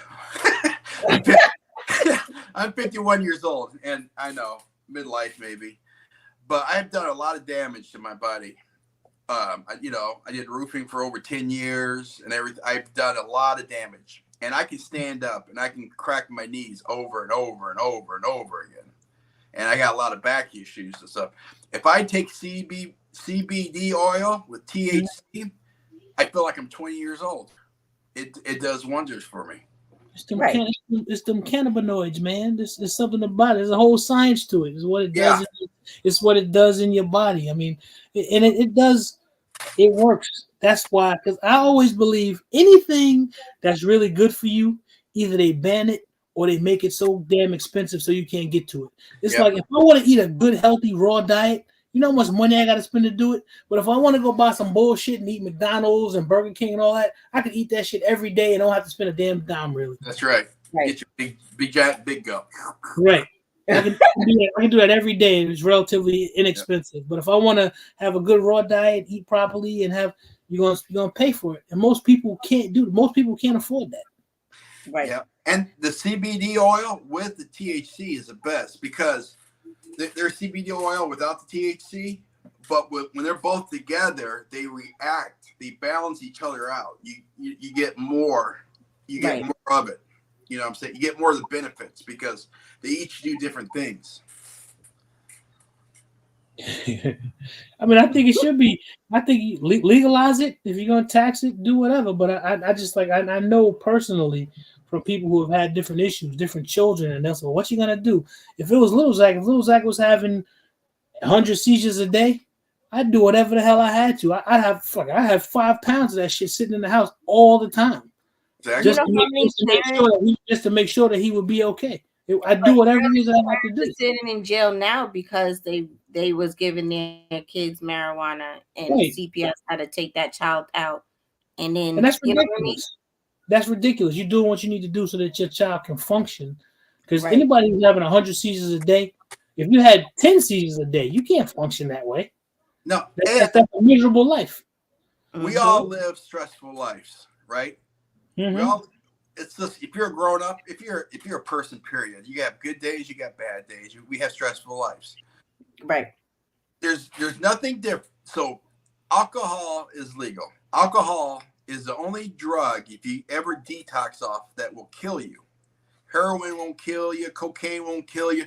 Nothing else will kill you other than alcohol. You can detox off of alcohol, and if you don't do it right, it will kill you. Your body will start shutting down. But Right. alcohol is legal. There's no difference if you had a rough day at work or whatever, and you want to relax. We all need to relax. You got to have downtime. There's nothing wrong with going home. Some people like to, drink some Budweiser. Some people have a couple glasses of wine at night to relax. And there's no different than smoking a hooter or joint. Right. Smoking a hooter. We call them hooters, man, where I come from. There's nothing in smoking a hooter, and there's nothing wrong with that. Just like you shouldn't drink alcohol and go driving, you shouldn't smoke pot and go driving. Right.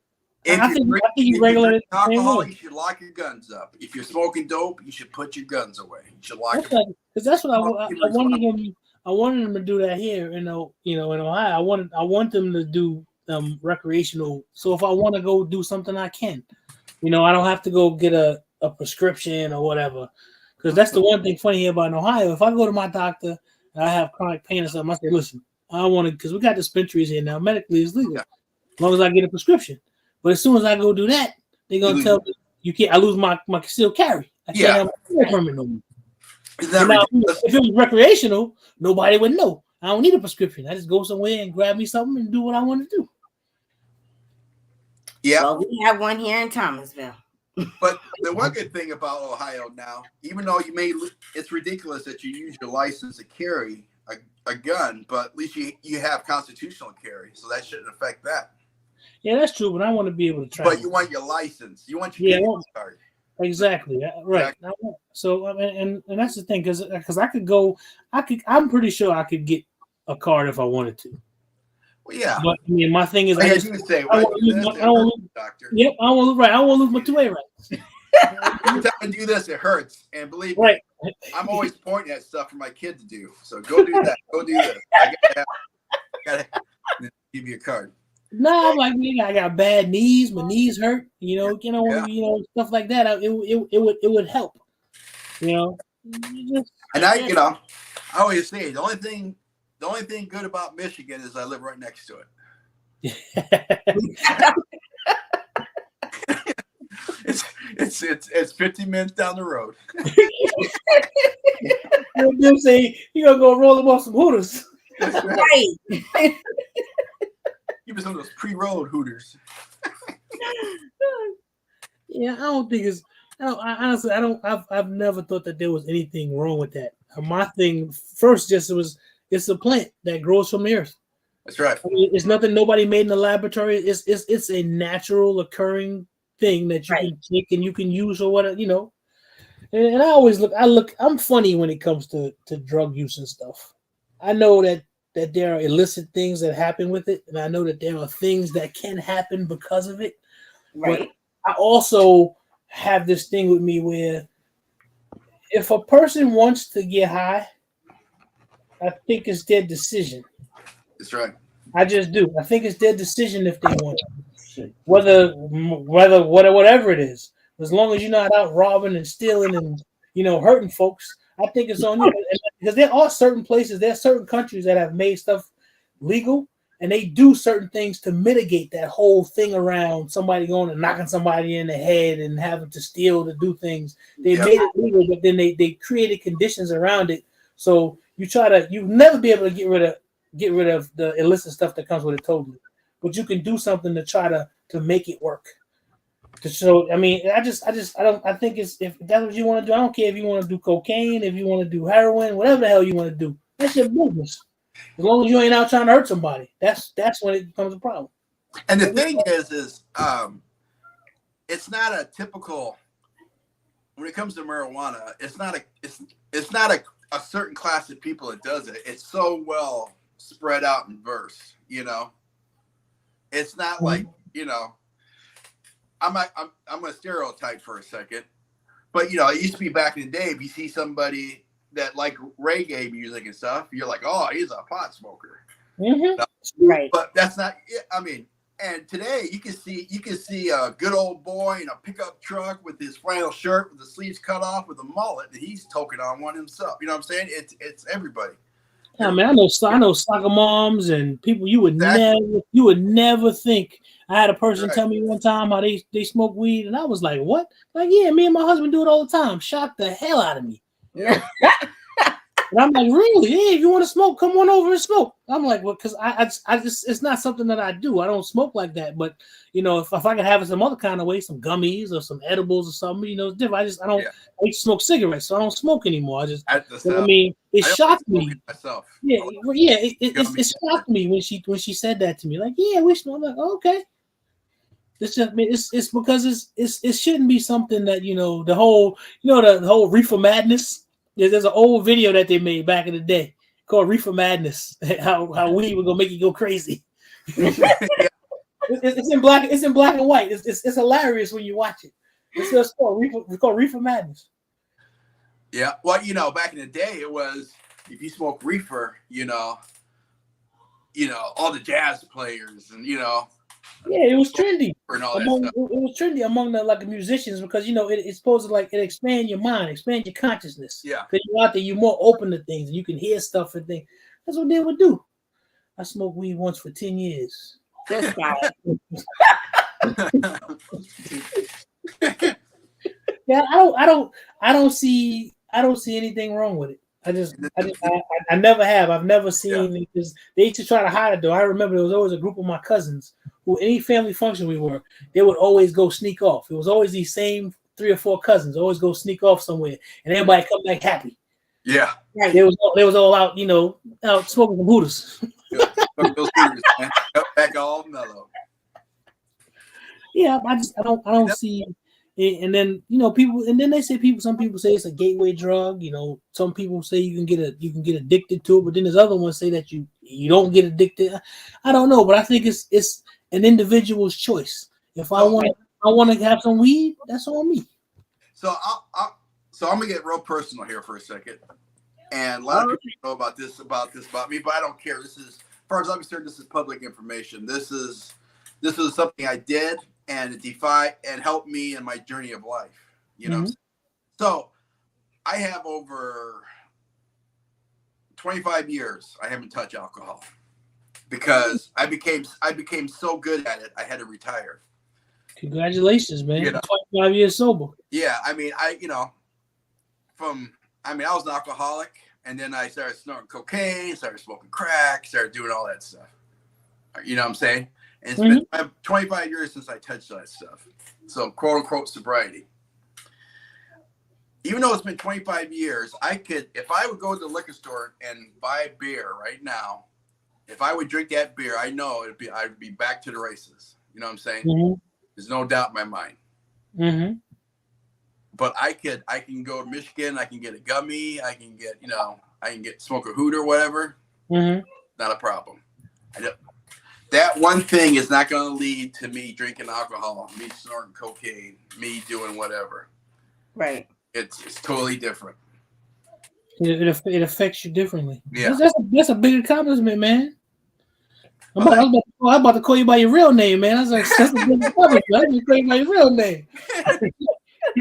I was a quality crackhead. I'm like, hey, man, what you doing? I mean, people go through things in life, and I know people like that too who've had addiction, and they for the rest of their lives they call themselves an addict or they whatever, but they worked hard in their life to not do that anymore. And you find sometimes some people fall off the wagon, then you get other people who don't. Yeah. It's part of life, man. That stuff happens. That's a big accomplishment, man. 25 years of sobriety is a big deal. Oh, thank you. Still today, if I think about taking a shot of tequila or doing a shot, it makes my stomach flip. Just the thought of it. So I have no desire. That's what you needed. Some people in a different situation, they'll think about it and they'll probably get high just thinking about the fact that, man, I could go get this or I can go have that. I guess it's just different with every person, you know. Addiction, I understand it. I had one of my uncles who I really loved. That took him out of here. He was addicted to heroin, and we got the call that he was gone. It was horrible because he was a lovable guy, and funny thing, he looks exactly like my father. So he was a real good uncle, and so that's why I always thought that it was up to the person. If that's what they wanted to do, that's what they wanted to do. And if you feel that you can handle it or whatever, but everybody doesn't come back from that. Sometimes it's a fool's errand. You're not gonna come back from it. And unfortunately, he lost his life because of it. Yeah. Yeah, and I more functional when they're on drugs than when they are regular. Yeah, there's a guy. I don't know if you saw him. He was on the Breakfast Club. He's a professor. I forget what school he's at. He uses heroin. He talks about it openly. He's like, he does it. He uses it like if I was taking ibuprofen. I forget his name. A black professor got long dreads. I forgot. Yeah, but and then he was talking about he can stop at any time, but that's what he says. Eating sugar, but his biggest drug is sugar more than heroin because he could stop heroin, but he can't stop sugar. Yeah. I was like, what? Sugar is more addictive than heroin. Right. That's what he was saying. Corn syrup is in everything. That's why they put it in everything. Right. So you come back for more. That's right. Yep. Yeah. The hate ain't no joke. You'll always be chasing the dragon. Oh, man. But yeah, I mean, so some people say I don't have technically 25 years sobriety because I have gone to Michigan a few times. You know what I'm saying?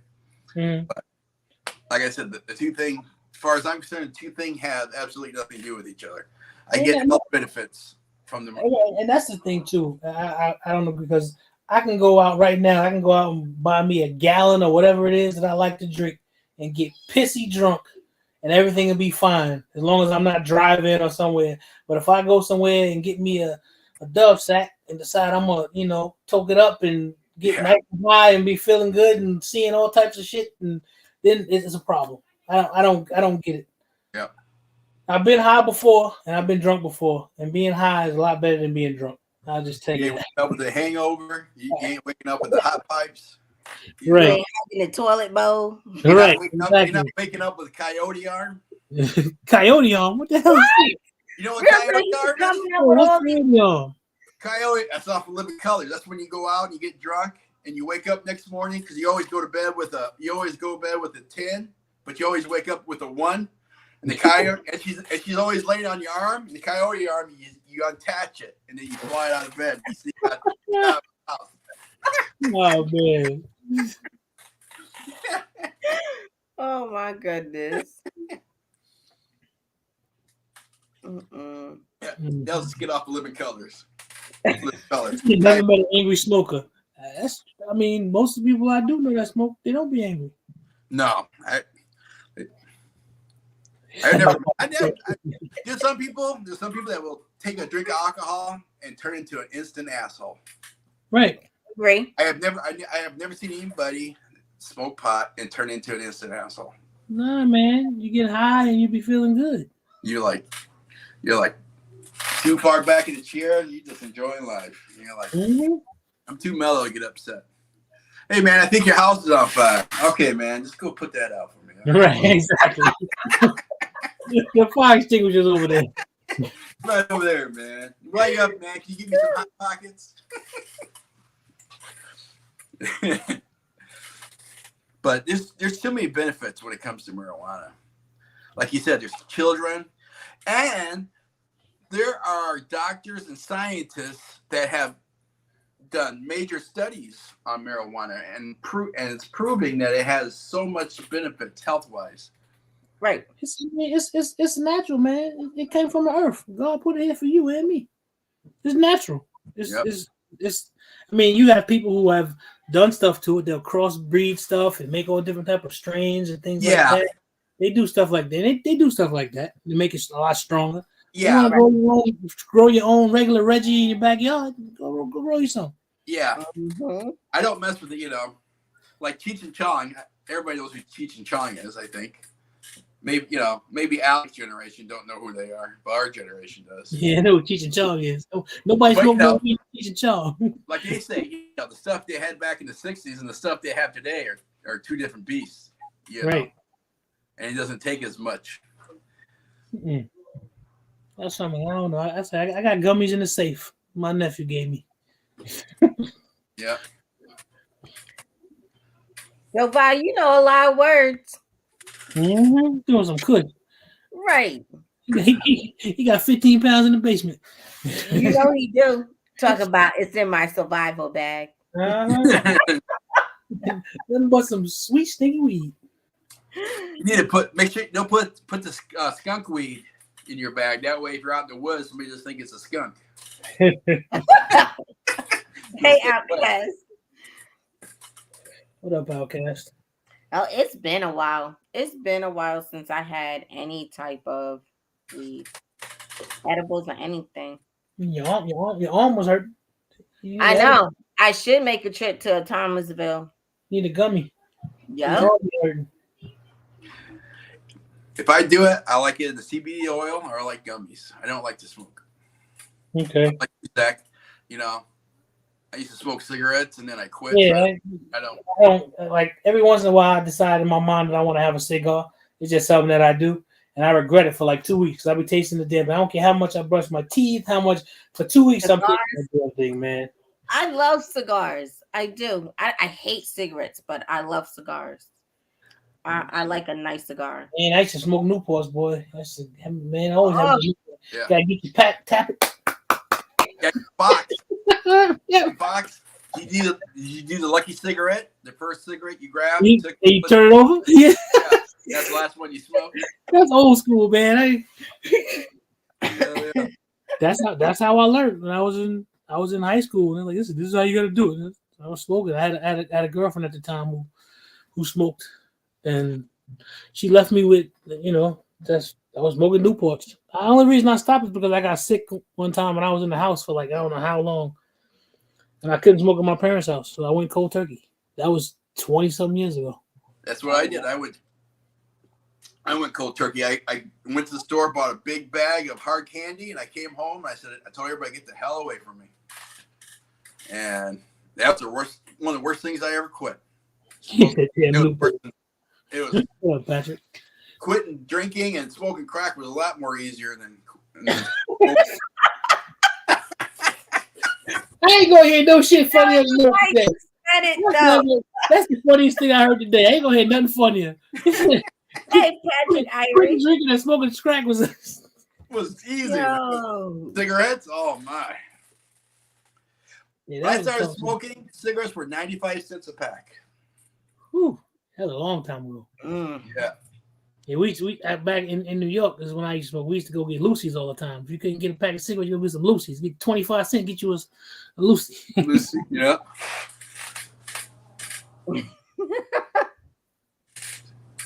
Well, Philly Snow, you on the Newports too, huh, bro? Listen, I understand, man. I've been there. Mongo used to smoke Newports. He's a menthol man. Yeah, listen, man. I used to like the Kings, Joe. So my dad, before he died, used to smoke Camels, non-filters. He used to smoke a carton a day.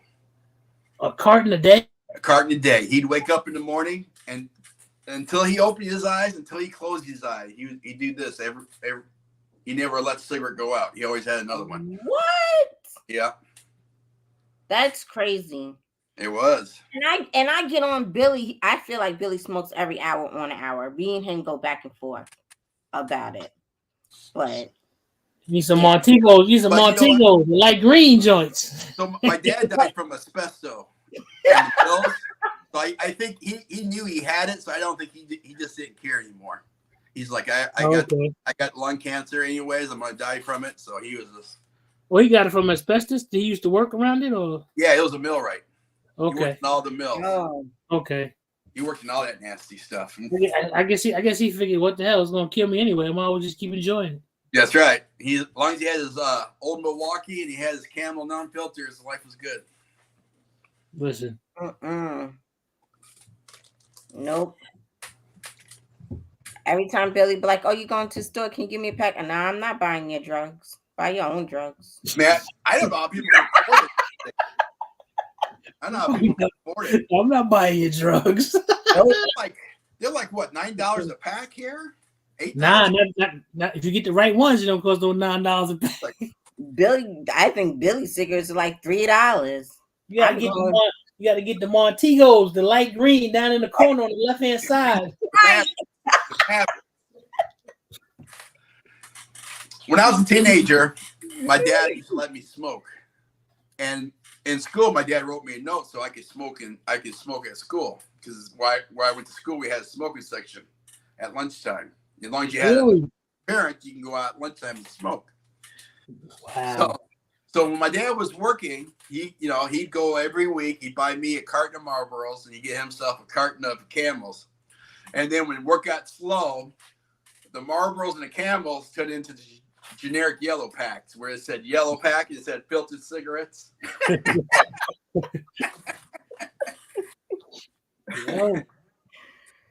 Joseph, I yelled at her yesterday. I texted and I yelled at her. And then I had to call her to yell at her. But you know what? The doctors, when my dad was a child, the doctors put him on tobacco because he had they called it cricks. They call it crickets. Or crickets. He had it in his lungs. And the doctors prescribed for him to chew tobacco. When he was 8 years old, the doctor told him to start chewing tobacco, and that started his thing. But it was prescribed to him by a doctor. It's funny you said it. I had a friend of mine who his fiance at the time. She was going in the military, and she had something going on inside of her, and she had been smoking. I forget what it was, but when she stopped smoking, whatever that thing was, started bothering her. It was something the way the doctor explained it. It's funny you say that. Really, it had something to do with the smoking. That put whatever she had, I forget what it was she had going on, it sort of put it in remission. The smoking did. And when she stopped, because she had to leave the military because of it. Really? That's what, when you say that, I was like, this isn't the first time I've heard that. And I remember when you told me that, I said, that's crazy. Well, no, as soon as because she quit smoking to go into the military. And it took a little while, but it was so debilitating, she ended up having to leave. And it was because of the smoking held it at bay, whatever it was. It sort of put it in remission. As soon as she stopped smoking, and once it went back, it messed her up. My dad. So when he went to school, he used to chew tobacco. So he had one side of his face. He'd have chewing tobacco. And back then, we're talking about the leaves and stuff. We're not talking about all this fine cut stuff. Mm-hmm. They had like beech nut, red man, or whatever they had back then. Then he told me on the other side he'd have a wad of paper. And he would chew tobacco and swallow it. He wouldn't spit it during class. And then when the teacher said, "What you got in your mouth?" he'd reach and pull out the paper and say, "Oh, I'm chewing on paper." That's how he got away with it doing it in school. Wow. I guess everything got some sort of medicinal purpose to it. Exactly. Especially if it's an herb or weed or what, you know. Mm-hmm. I remember my wife is from Southern Indiana. I can't imagine high schools having smoking areas. Yeah, I don't remember. I don't. That's as long as you had enough, that was it. It was a lot nicer getting caught, because if not, we just go in the bathroom and smoke or whatever. So the school just, I guess that's how I got into smoke. Because my father, he always told us not to smoke because he smoked, And it's funny because years later it came back together. He had COPD and stuff now, so he always told us not to smoke. But I did. I was in high school, whatever. Like I'm saying, and a girl got me smoking. So it just was something that you did. She was doing it and she was fine, and I was smoking too. That's all it was to it. And that was that. Zach, when you said that, I know you're not this old, but when you said a girl got you started smoking, I pictured you in a zoot with a hat with a cigarette hanging on the corner in New York. Going, hey baby, what's up? Man, that's how I got into it. If I hadn't have gotten sick and had to stay in the house, I might still be smoking. Who knows? When I quit smoking, I wore a 32 waist. I went from a 32 waist up to a 48 waist when I quit smoking. Uh-huh. And to do something. That was my habit, man. I was the kind of guy when the alarm clock went off, before I even opened my eyes, I had that cigarette. As I lit it, taking that drag, that's when I opened my eyes up. Yeah, I think I made it smoke maybe 2 cigarettes in my whole life. I mean, it ain't for everybody. I don't know. It ain't for everybody. No. But I mean, It was just it ended up just being something social. You standing around, and I mean, I guess you addicted to the nicotine or whatever. But you end up standing around. Everybody standing around you somewhere. Everybody smoking. It just some people have. I always tell people I have like addictive personality because like I go get ink done and stuff, and it's like this one right here took like 6 hours, and I sat there the whole time while the guy was giving me the tattoo, and people kept coming up to me, "Does that hurt?" I'm like, "No," and I have addictive personality. Even though it hurts, after a while I start enjoying it. I start enjoying the pain and stuff. So I always say I have addictive personality.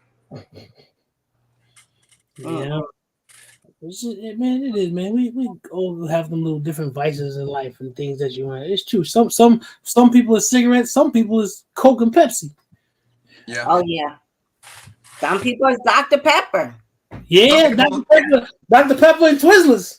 And some people just Coke.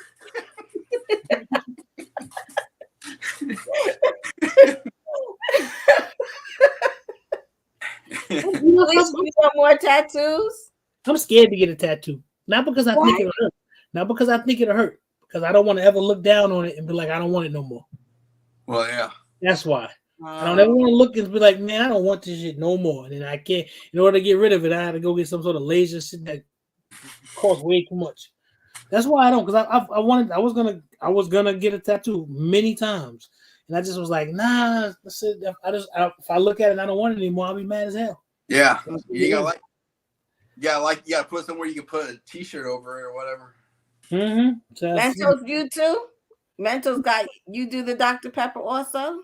What you mad about, Billy? Billy cousin. What are you cousin for? Because I told him the Twizzlers. He can do the Dr. Pepper Twizzlers with the cigarette in the bottom left hand corner. That's right. The light greens. I had to call him this morning. I was like, yo, you just left the house 2 minutes ago. What did you spend? Like his whole bill was $6.66.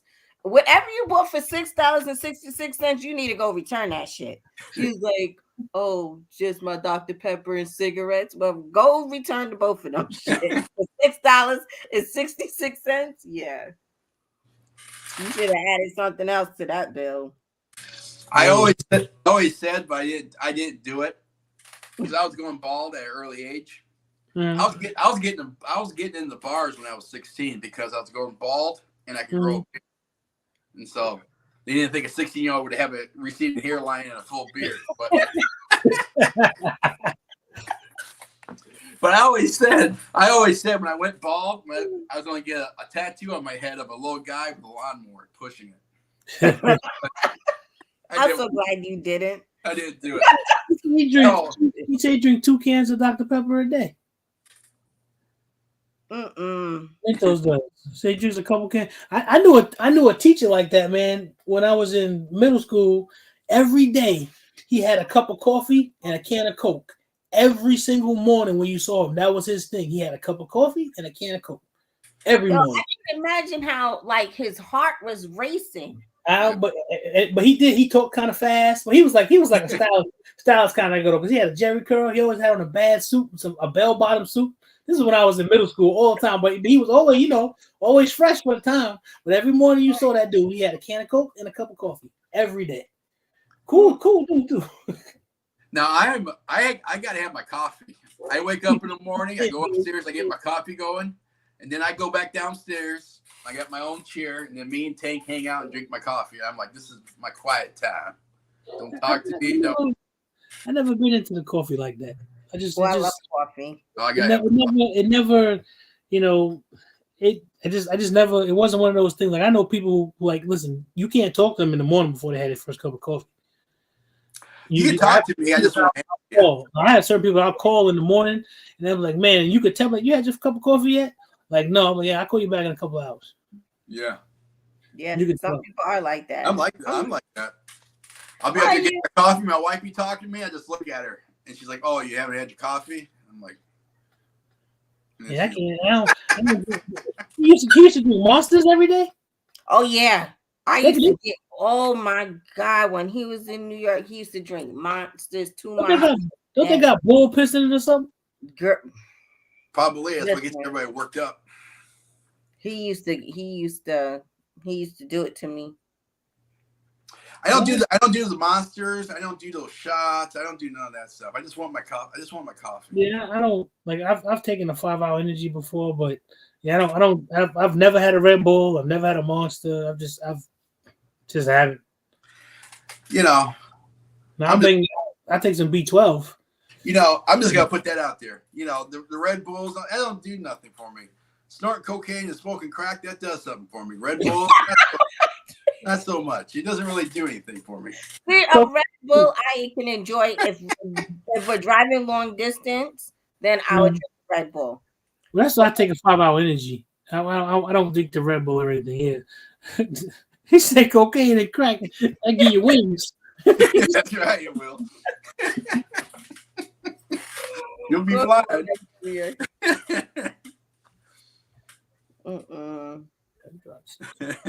Now Alex drinks coffee. Yes, I know that.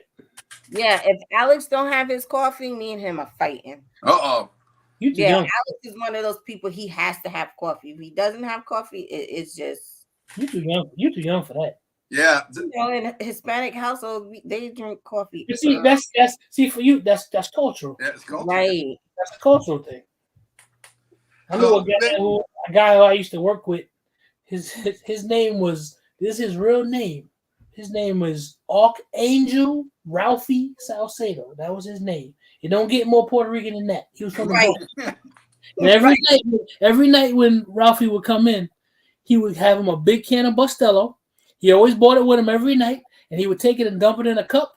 And the kids would be asleep by then. We'd be sitting down talking. He'd be there with his cup and a spoon, grinding it up, making it fine inside the cup. He was sitting for an hour. He'd be sitting there doing it. And all of a sudden, he'd go get his coffee. He did this every night, a couple times a night.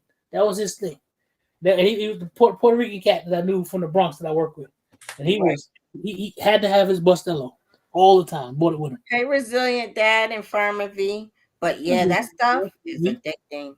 If I don't smell that, I used to smell that every morning. My grandmother used to make us all our little cups for us to walk to school with. People used to be like, "What do you drink every morning? Coffee? Y'all don't drink coffee?" I'm gonna tell you, if coffee tasted the way that it smelled, there would be no man on this planet that drank more coffee than me. Oh, coffee smells wonderful. I drink it black. I don't no sugar, no cream. Nah, if coffee tasted how it smelled without putting anything in it, coffee would be a regular thing in my house. I'm gonna tell you, the best way to make coffee is a French roast. You know what that is? The press. The press. Exactly. Yeah, the French press. Mm-hmm. You can buy the cheapest, nastiest coffee, put it in there, and it'll make it taste great. Oh wow. And they're cheap. You can get them at Walmart for $10 or whatever. It's straight black. I can't see myself drinking no black coffee, man. I ain't never had coffee that didn't have some sugar in it or some cream or something. I love that.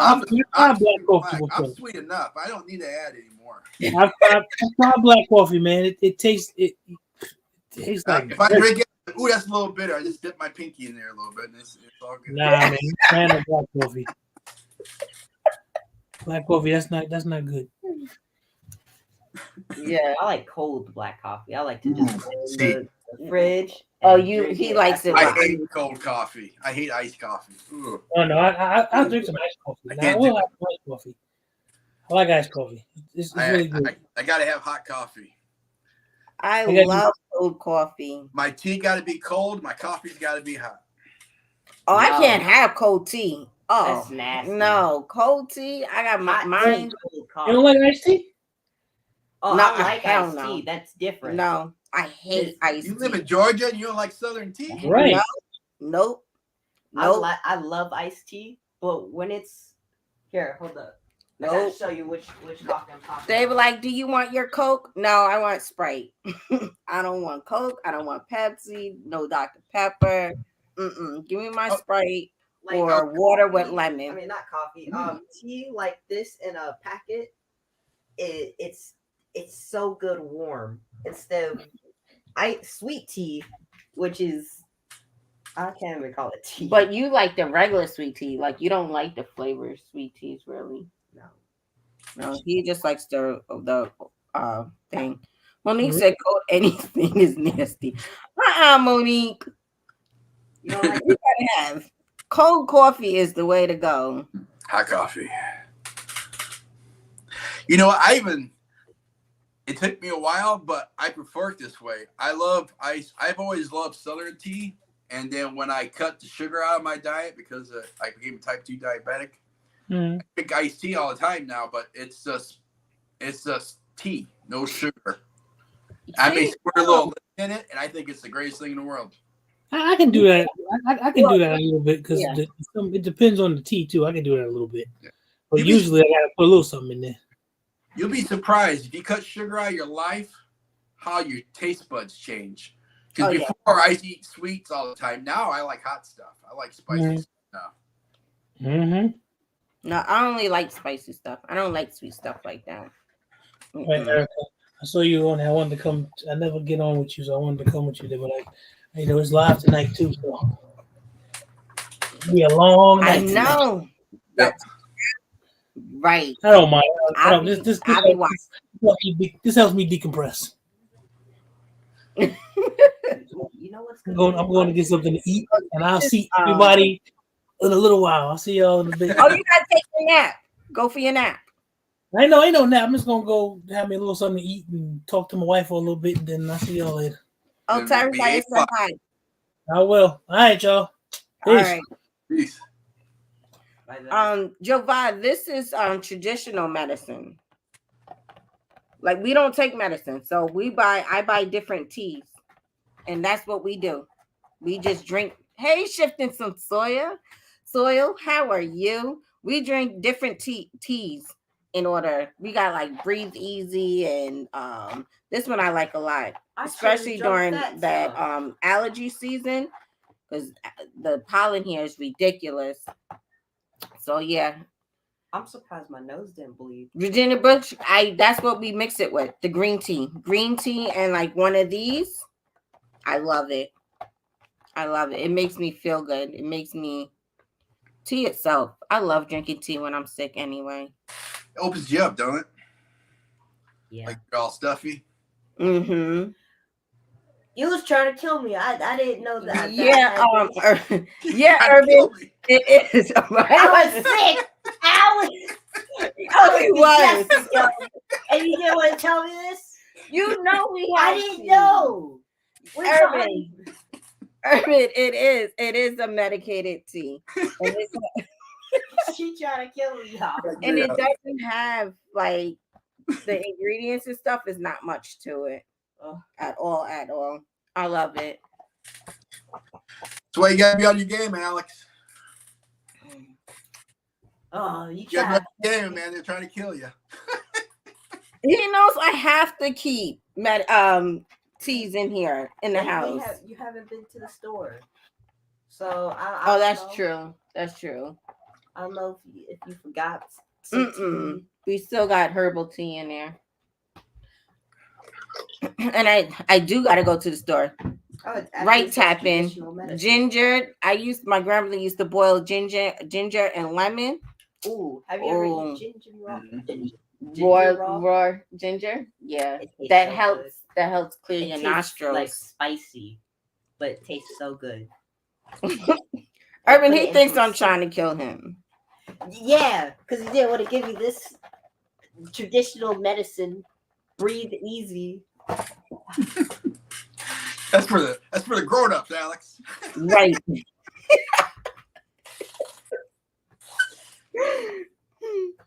I was sneezing, coughing, barely breathe. Shoot, Oh, I'm yeah, still man. sniffing. Billy and Alex was sick this weekend. They was getting on my nerves. Mama, we didn't bother you all day. Alex has this fake cough. Every time he came around, he would cough. But when he was in his room playing Legos, he was fine.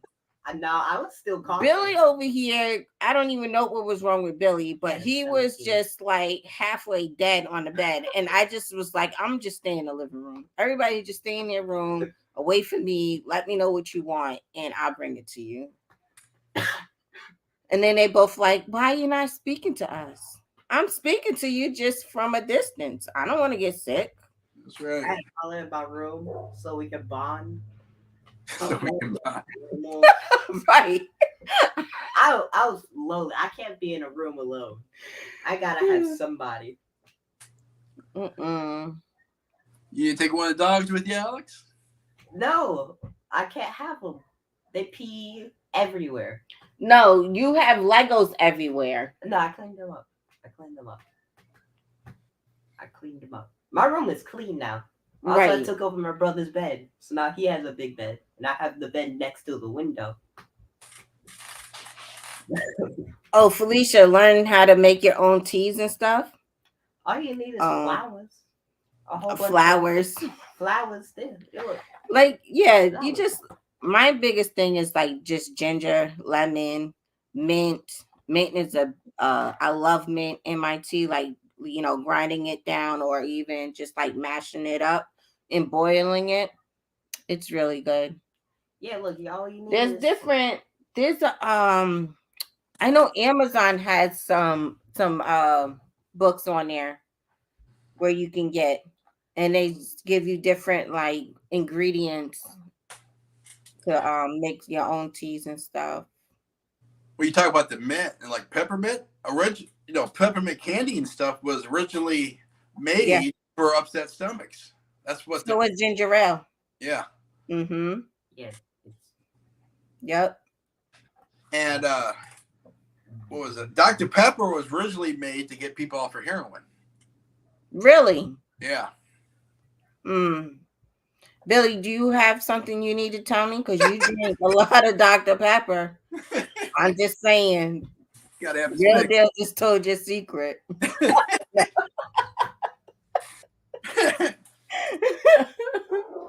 But I make cough syrup every year. I use vodka. I put the peppermint. Yeah. Every year? Yeah. The cough syrup, all it is vodka. It's still in the refrigerator. It's the vodka, peppermint, some lemons. I'm telling you. Oh, and licorice. I love licorice. Nobody in the house likes licorice but me. And it has to be black licorice. I don't like the twisted. Yeah, I don't like the red ones. Gummy bears are my downfall.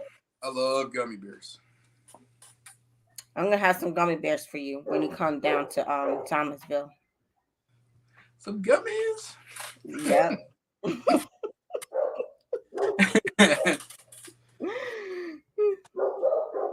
Well, Erica, I need to go do some work since they're paying.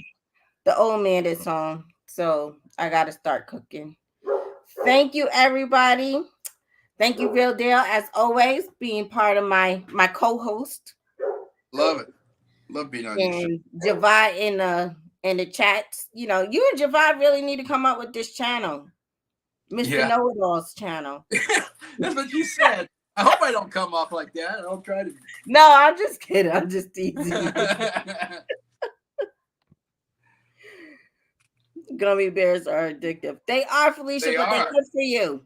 They are good for you. Philly Yeah, Slow, I guess that's what I am because I love black licorice. Like I can eat it all day, every day.